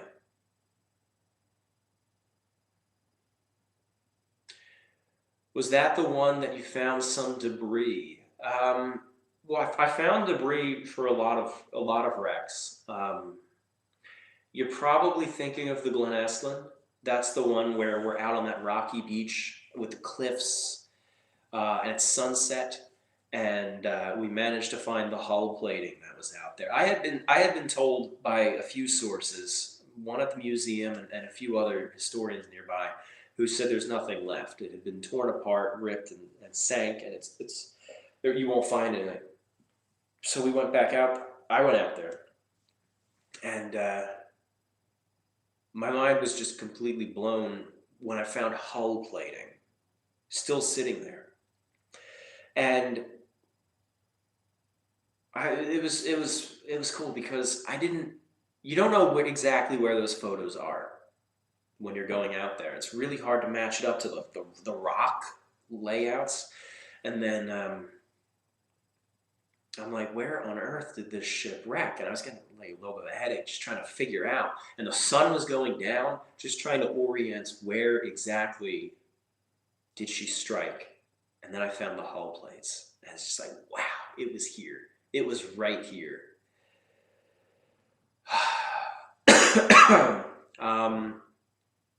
You're probably thinking of the Glen Estlin.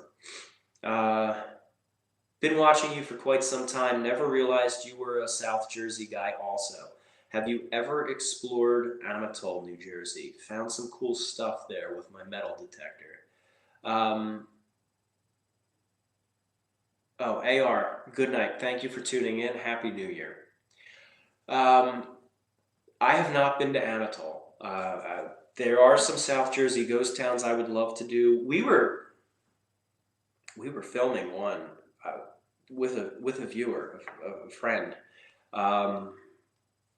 We filmed one ghost town in the Pine Barrens, and I'm not gonna drop any names, but this got me worked up. We went out to the site and we filmed, and we were making discoveries. And I put an asterisk after discoveries because they were discoveries for us.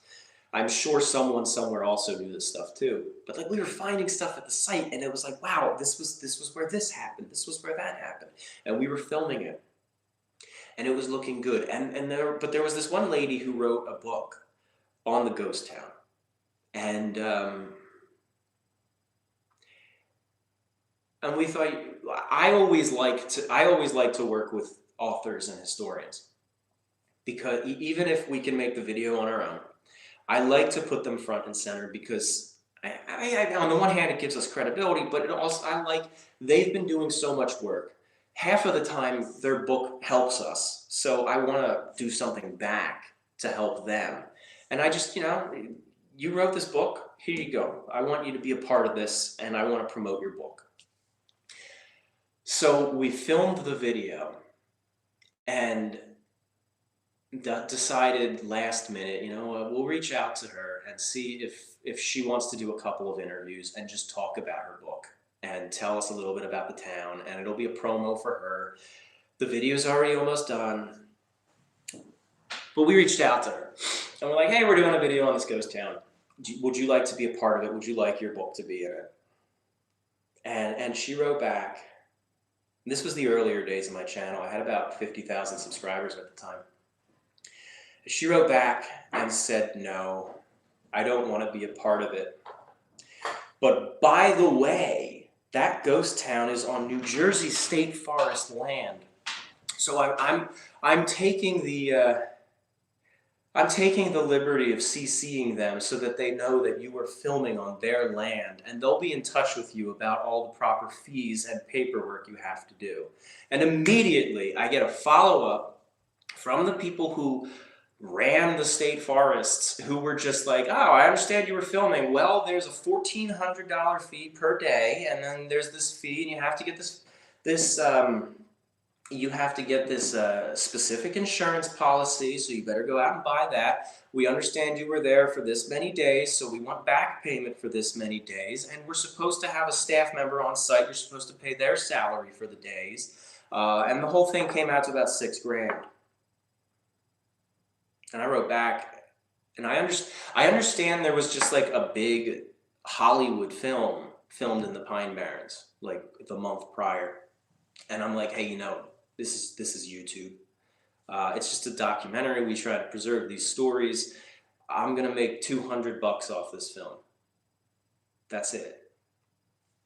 And like, do I still have to pay that? And they wrote back and they said, yeah. And I'm like, well, I'm not gonna say what I said to them. But that was the end of that. And that just, we meet a lot of amazing people making these videos, and then we make people like that. And it just, oh, yeah. So I won't say any names. I won't say who she is. But that was so unpleasant, and it made me really deeply regret reaching out to her. Should have just made the video. What were they going to do? Especially since other people made videos, monetized videos about those ghost towns, and no one was going after them. No one cared. And they shouldn't. You know, I wasn't going to like point that out. I wasn't going to drag them into it, get them in trouble. But at the same time, like, you don't care unless the person's doing the right thing. Like, we tried to do the right thing and say, hey, you know, we'd like to involve you. And then they cared. Then they cared that someone was filming on that land. Yeah. So there's cool ghost towns in the Pine Barrens. I don't know if I want to do it. And not if it's on that land. There's plenty of ghost towns that are not on that land in the state forests. But then again, I also don't like doing ghost towns in forests, because it's so easy to lose your orientation out there. Everything looks the same. It doesn't look good on camera. And there's always it's either really thick and green and overgrown, or it's a thick layer of dead leaves, depending on the time of year you're filming. And so I've done it. The Lausanne, Pennsylvania documentary did really well, but it was just in a forest, and it's a real headache to edit because all the footage just looks the same. Anyway, Joshua Seeley, thank you for that super chat. I really do appreciate that. Happy New Year. Historic Studios. Hey, Tom, it's Eli. But yeah, I remember when I wanted to film at Pompeii for a channel, and the park said that it would cost $3,000 for the right to put it on the channel. Yeah. Yeah, there's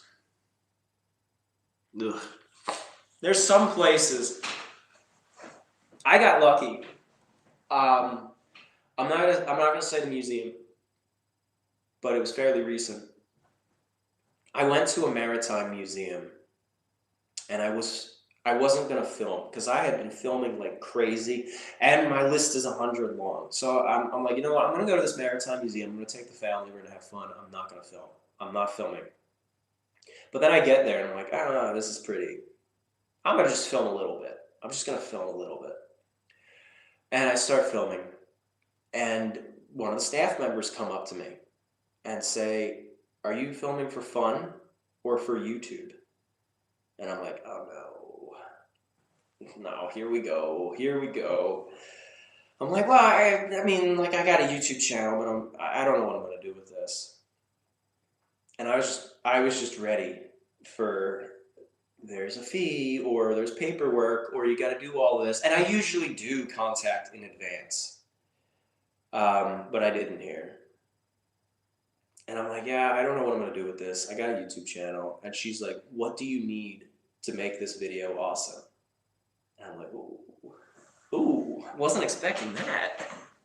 And then I ended up staying 4 nights in that town and filming every day at that museum. So that was fun. That was a lot of fun. I want to go back. But that's the total opposite of what happened in New Jersey. I loved that. Like she was just like, what resources do you need? What references can we get you? She was awesome. She and the team were awesome. I don't want to say the museum. They deserve it because they're awesome. But it's just upcoming projects that I don't want to spoil.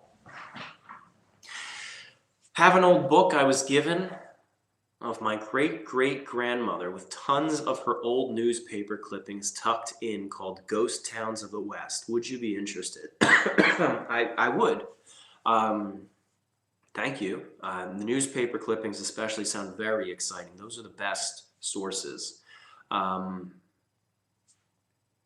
use books as a starting point usually, so that I can get a good overview that I can fit the puzzle pieces into. But then I like to go to newspaper articles, like contemporary ones from when the town was alive, to try to get firsthand sources. Because I've probably worked with over 100 or 200 books in the history of my channel, just in reading sources and putting stories together. Some books are amazing, and then there are some books that have been published that I have read, and I just thought, how did you get published? This is completely wrong. So I like starting with books, but it never ends there. So the newspaper clippings sound really interesting. I would love that. My email address, if I can help you with shipping, whatever, give you something for it, thank you. My email address is on my channel. Go to the About section.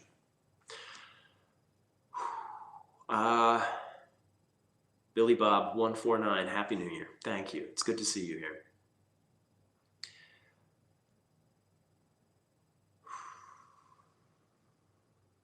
Another YouTuber just did the Jesse James home / grave / museum. Who? Who was that YouTuber?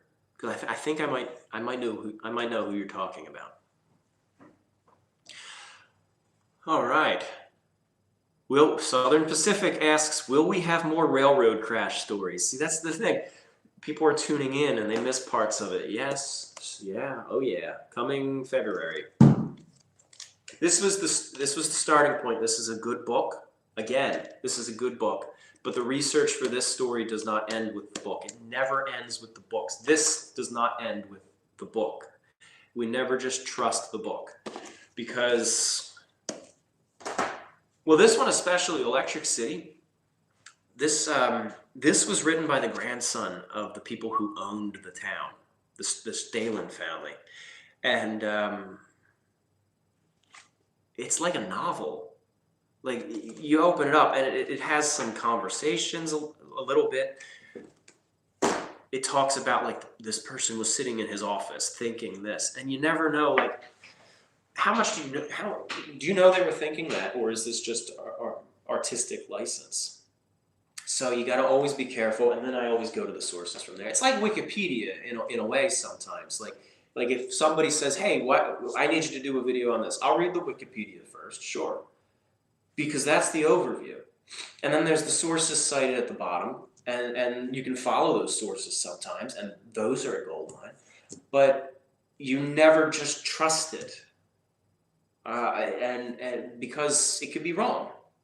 But you got to start somewhere, and then you'll pick up a book and start reading it, and then you'll see where the Wikipedia was wrong, and then but you might question, why does the author say it like this? I wonder what his sources were, and then you go look at the sources, and then you read the newspaper clippings. So it's okay, it's Travels with Nick. I don't actually know that channel, and that's not who I thought you were going to say. Anyway. Eric Larson, can you give us 20 books to read? Are you asking me for 20 books? Is my audio messed up?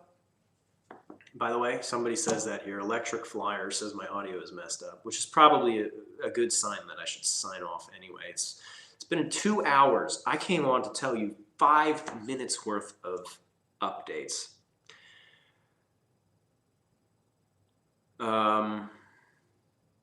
Oh, Full-Time Explorer. That guy, I can never compete with him. My audio is kind of high-pitched. Wow. Some people say the audio is messed up, and some people are saying it isn't. I got no idea. I don't know. I don't know. I got a webcam plugged into YouTube, and YouTube's just doing its thing. I had one button to click to go live, and I have one button to click to end the live. I have zero control.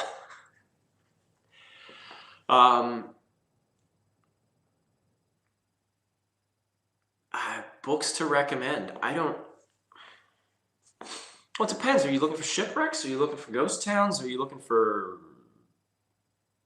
sultry romance novels? I don't know. Yeah, Honesty of Glass. There you go. If you want a nice, sultry romance novel, Honesty of Glass is perfect for you. What do we got here? A lot of these, by the way, little insider tip here. A lot of these are props, these books. I have upstairs, I have a library upstairs that we've been remodeling with big shelves and all sorts of reference books. These books are going to go up there when I finish with them. And I got a lot of special antique books that I collect. I used to collect a lot of antique books. I got a lot of first editions of Sherlock Holmes, and I love them. Early editions of the Iliad and the Odyssey, signed by the author. No, I'm joking, but a lot of books up there. The ones back here are the ones that Emma felt would look best on camera behind me. This one is Encyclopedia Britannica.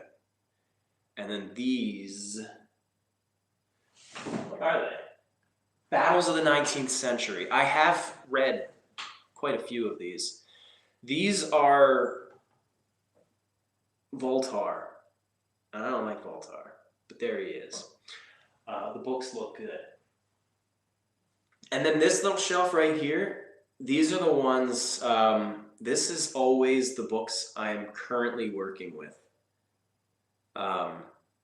So like, I don't know if you can read any of them, but these are the ones that like are relevant to my current projects. And that's them right there.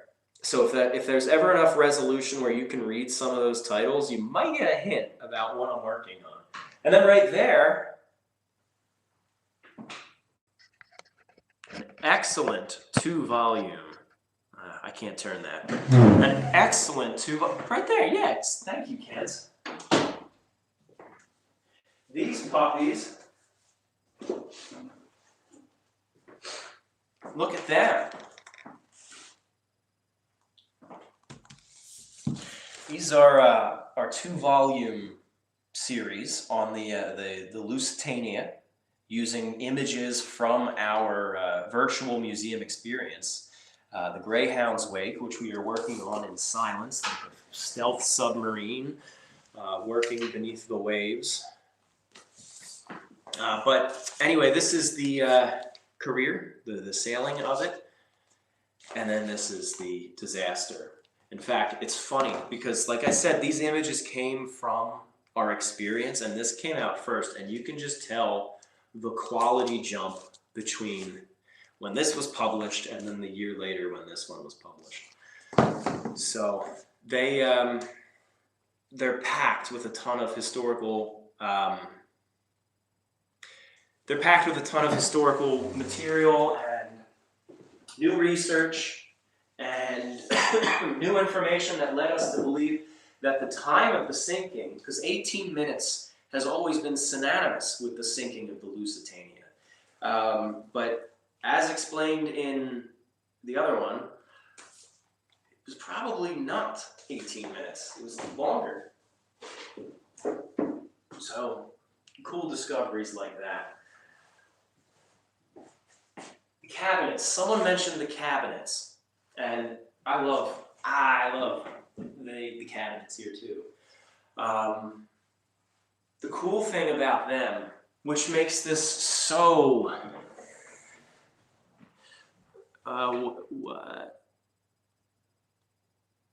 sorry, yeah, I'm just reading some of the chat here.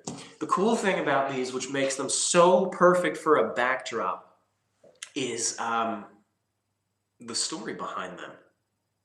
I don't know the story for sure, but I'm piecing it together. The house is 1892, and it was owned by a sea captain, and he used to sail a ship, a sailing ship that went around the world. He was a captain, and then he retired.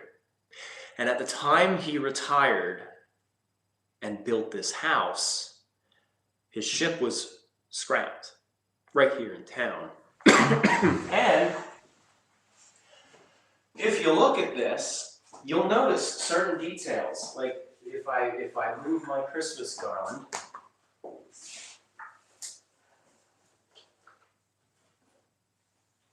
you'll notice, like right here, that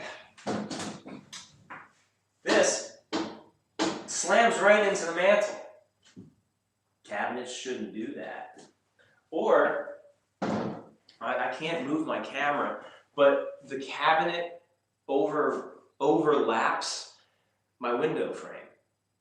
And these are weirdly shallow, and they also have the lips so that things don't roll out. We are almost positive this is the cabinetry, including the fireplace. This is the cabinetry from his captain's cabin aboard his sailing ship. I don't even know the name of the sailing ship. I'm still trying to track that down. But I think so when you see me doing my narration, sitting right here, my camera's right over there, looking at this angle, technically, we are in an 1880s, 1890s sailing ship captain's cabin. I love that.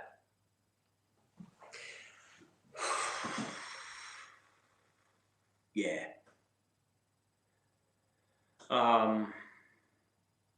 What artifacts do I have from the Eastland? I have some postcards. I have some old books, antique books. I have no artifacts. I don't think I have any original artifacts from the ship itself.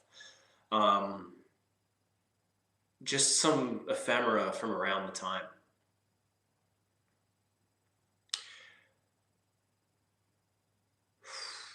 Anyway. Nathan, I don't know the name of John Handley's sister. I don't know if I ever knew. I might have, but I don't know offhand. Miss Handley. Happy New Year. I have always wondered what it was that first got you interested in historic ships and sinkings. Thank you for your content and commitment to this community. Thank you, Jay. Happy New Year to you, too. Like most of us, it was the Titanic, but actually for me, it was my dad who got me into the Titanic. I told this story a while ago, but when I was young, like 3, my dad had a hobby room where he would build plastic models, and he had a, sorry, I got that tickle in my throat. He had a 350 scale Titanic that had been smashed. It got totally crushed. You just had the broken funnels and the decks and the hull. And he let me just play with it. And while he was building other models. So I would be under the desk, putting the Titanic together. I knew nothing about it, but I loved it. Like I started to learn, okay, well, that deck goes here. This funnel goes here. This is how the hull looks. That's the front. That's the back. And I just played with that model a lot. And then he's like, well, there's a movie you should check out. And we watched it. And it was A Night to Remember. Cameron's 97 film was not out yet. So we watched A Night to Remember, and I was like, wow, this is incredible. And I would draw pictures of it. And then Cameron's movie came out. I remember seeing the posters when I was in kindergarten. And the poster, I saw the hull, like the bow, the hull bow up there with Jack and Rose above it. I didn't care about them. I cared about the ship. And I saw that poster. And it was December 19th. That's my birthday. That was coming out on my birthday. That blew my mind. I was like, wow. So guess what? On my birthday, my parents took me to the movies. And we saw Nathan Lane in Mouse Hunt.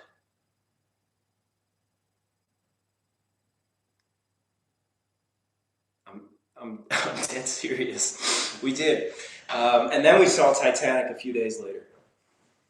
So it was, then that kind of solidified it for me. And then I've been in Titanic since then, involved in Titanic. I was really into it in grade school, probably a little too into it. But then I became involved with the Titanic. And the Titanic is just, takes it takes a lot out of you because it's a popularity contest for a lot of people, and it doesn't need to be. Um, but uh, it's just exhausting. Anyway, I expanded into other ships. I always loved other ships too growing up. I loved the Bismarck. That was one of the first ones I got into, the Bismarck and the Hood. Um, anytime there was a ship in a movie, I loved it. I loved Joe versus the Volcano with Tom Hanks and Meg Ryan when I was really young because of the sailboat. I loved the sailboat scenes. And I loved, like all healthy boys, you have an obsession with transportation. I was 4 years old when I watched The Fugitive with Harrison Ford because I loved the bus and the train wreck. So I think there's a lot of people who have some sort of a similar evolution. You just love technology and you love transportation and trains, planes, ships, buses. And Spencer asks, "Am I in the cabin of a ship?" I don't know if you were tuned in a few minutes ago, but technically, yeah. Is your boom mic not? No, it's not. This is not plugged in. I'm on a webcam right here. Anyway, Jay was Thomas Andrews for a school project in 4th grade, and then went into the Lusitania from there. Tom, have I listened to Gordon Lightfoot's Sundown? I listened to a lot of Gordon Lightfoot on my drive, on my 2-month road trip, because I had finished the Edmund Fitzgerald documentary, finished editing it, mostly before my trip, and then I wrapped it up in a hotel room, but it was published during my trip. And my son, Tommy, 3 years old,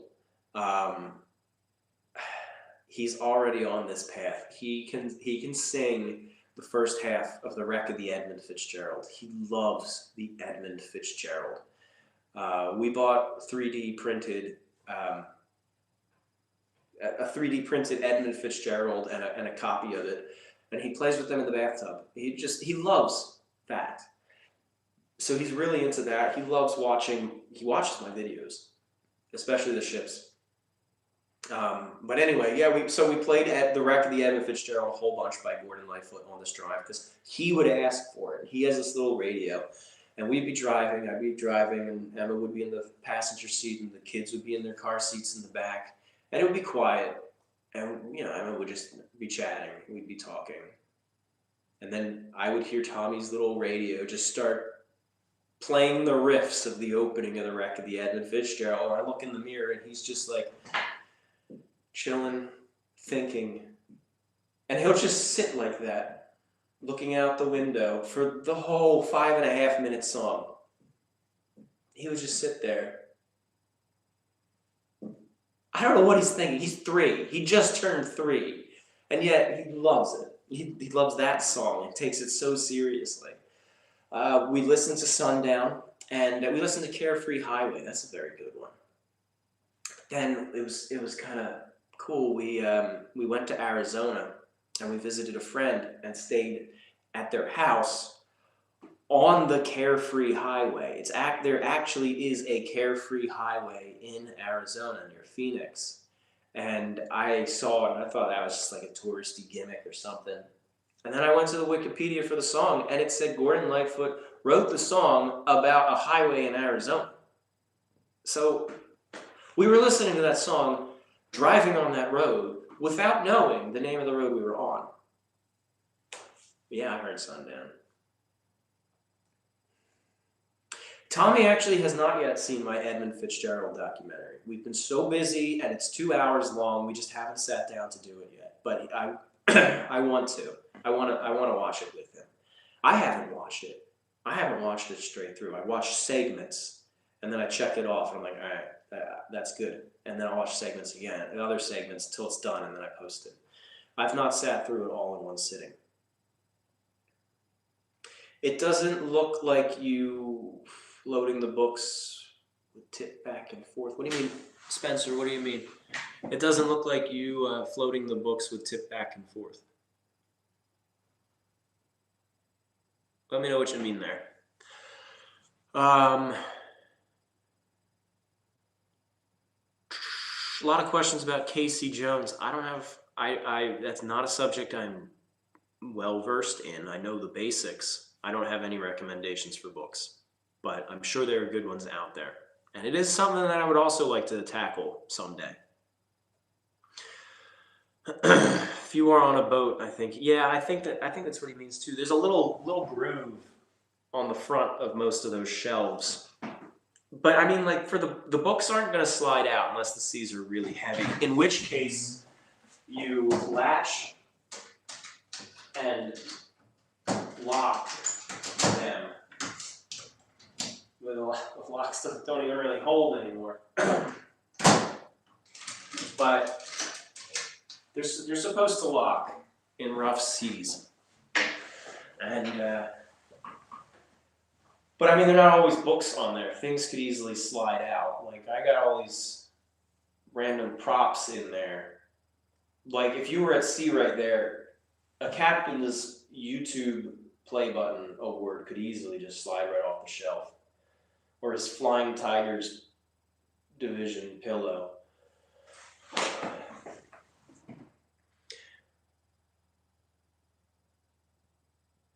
Yeah.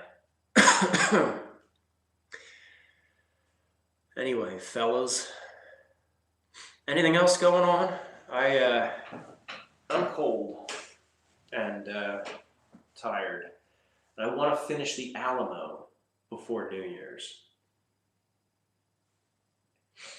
But it has been, it's been really nice catching up with everybody. I did my, like I said, I get nervous doing these streams. I don't like getting in front of a camera, ironically. But whenever I do, and I start talking to everybody, it's great. It's great hearing from everybody here. I read the comments on the videos. I read every one. I don't always get a chance to reply, but I read every comment that I get. And that's just great. It's great to see everyone showing up. And thank you for tuning in, especially on New Year's Eve. But yeah, I am probably going to get going, because my voice is starting to go again, and I had intended to record the narration for Electric City tonight, and I don't think I can now. I'm going to have some tea. I'm going to go watch Billy Bob Thornton defend the Alamo. I'm going to go bang some pots in the driveway, if you're allowed to up here. And then I'm going to go to bed. Next year. Thank you, everybody. Happy New Year for tuning in. I hope you all had a wonderful Christmas if you celebrate. And, yeah, like I said, I'm sorry I haven't posted since November. It's just been so much going on, sickness, and working on multiple projects at once. But I should have one out within the next 2 weeks. And we're touring the lighthouse. But not really, because they won't let us in the dang lighthouse, which is part of the problem. That is part of the problem we're addressing in the video. It's locked. All right, fellas, guys and gals, thank you. Happy New Year. Merry Christmas. Happy, what's next? Martin Luther King Day. Good night.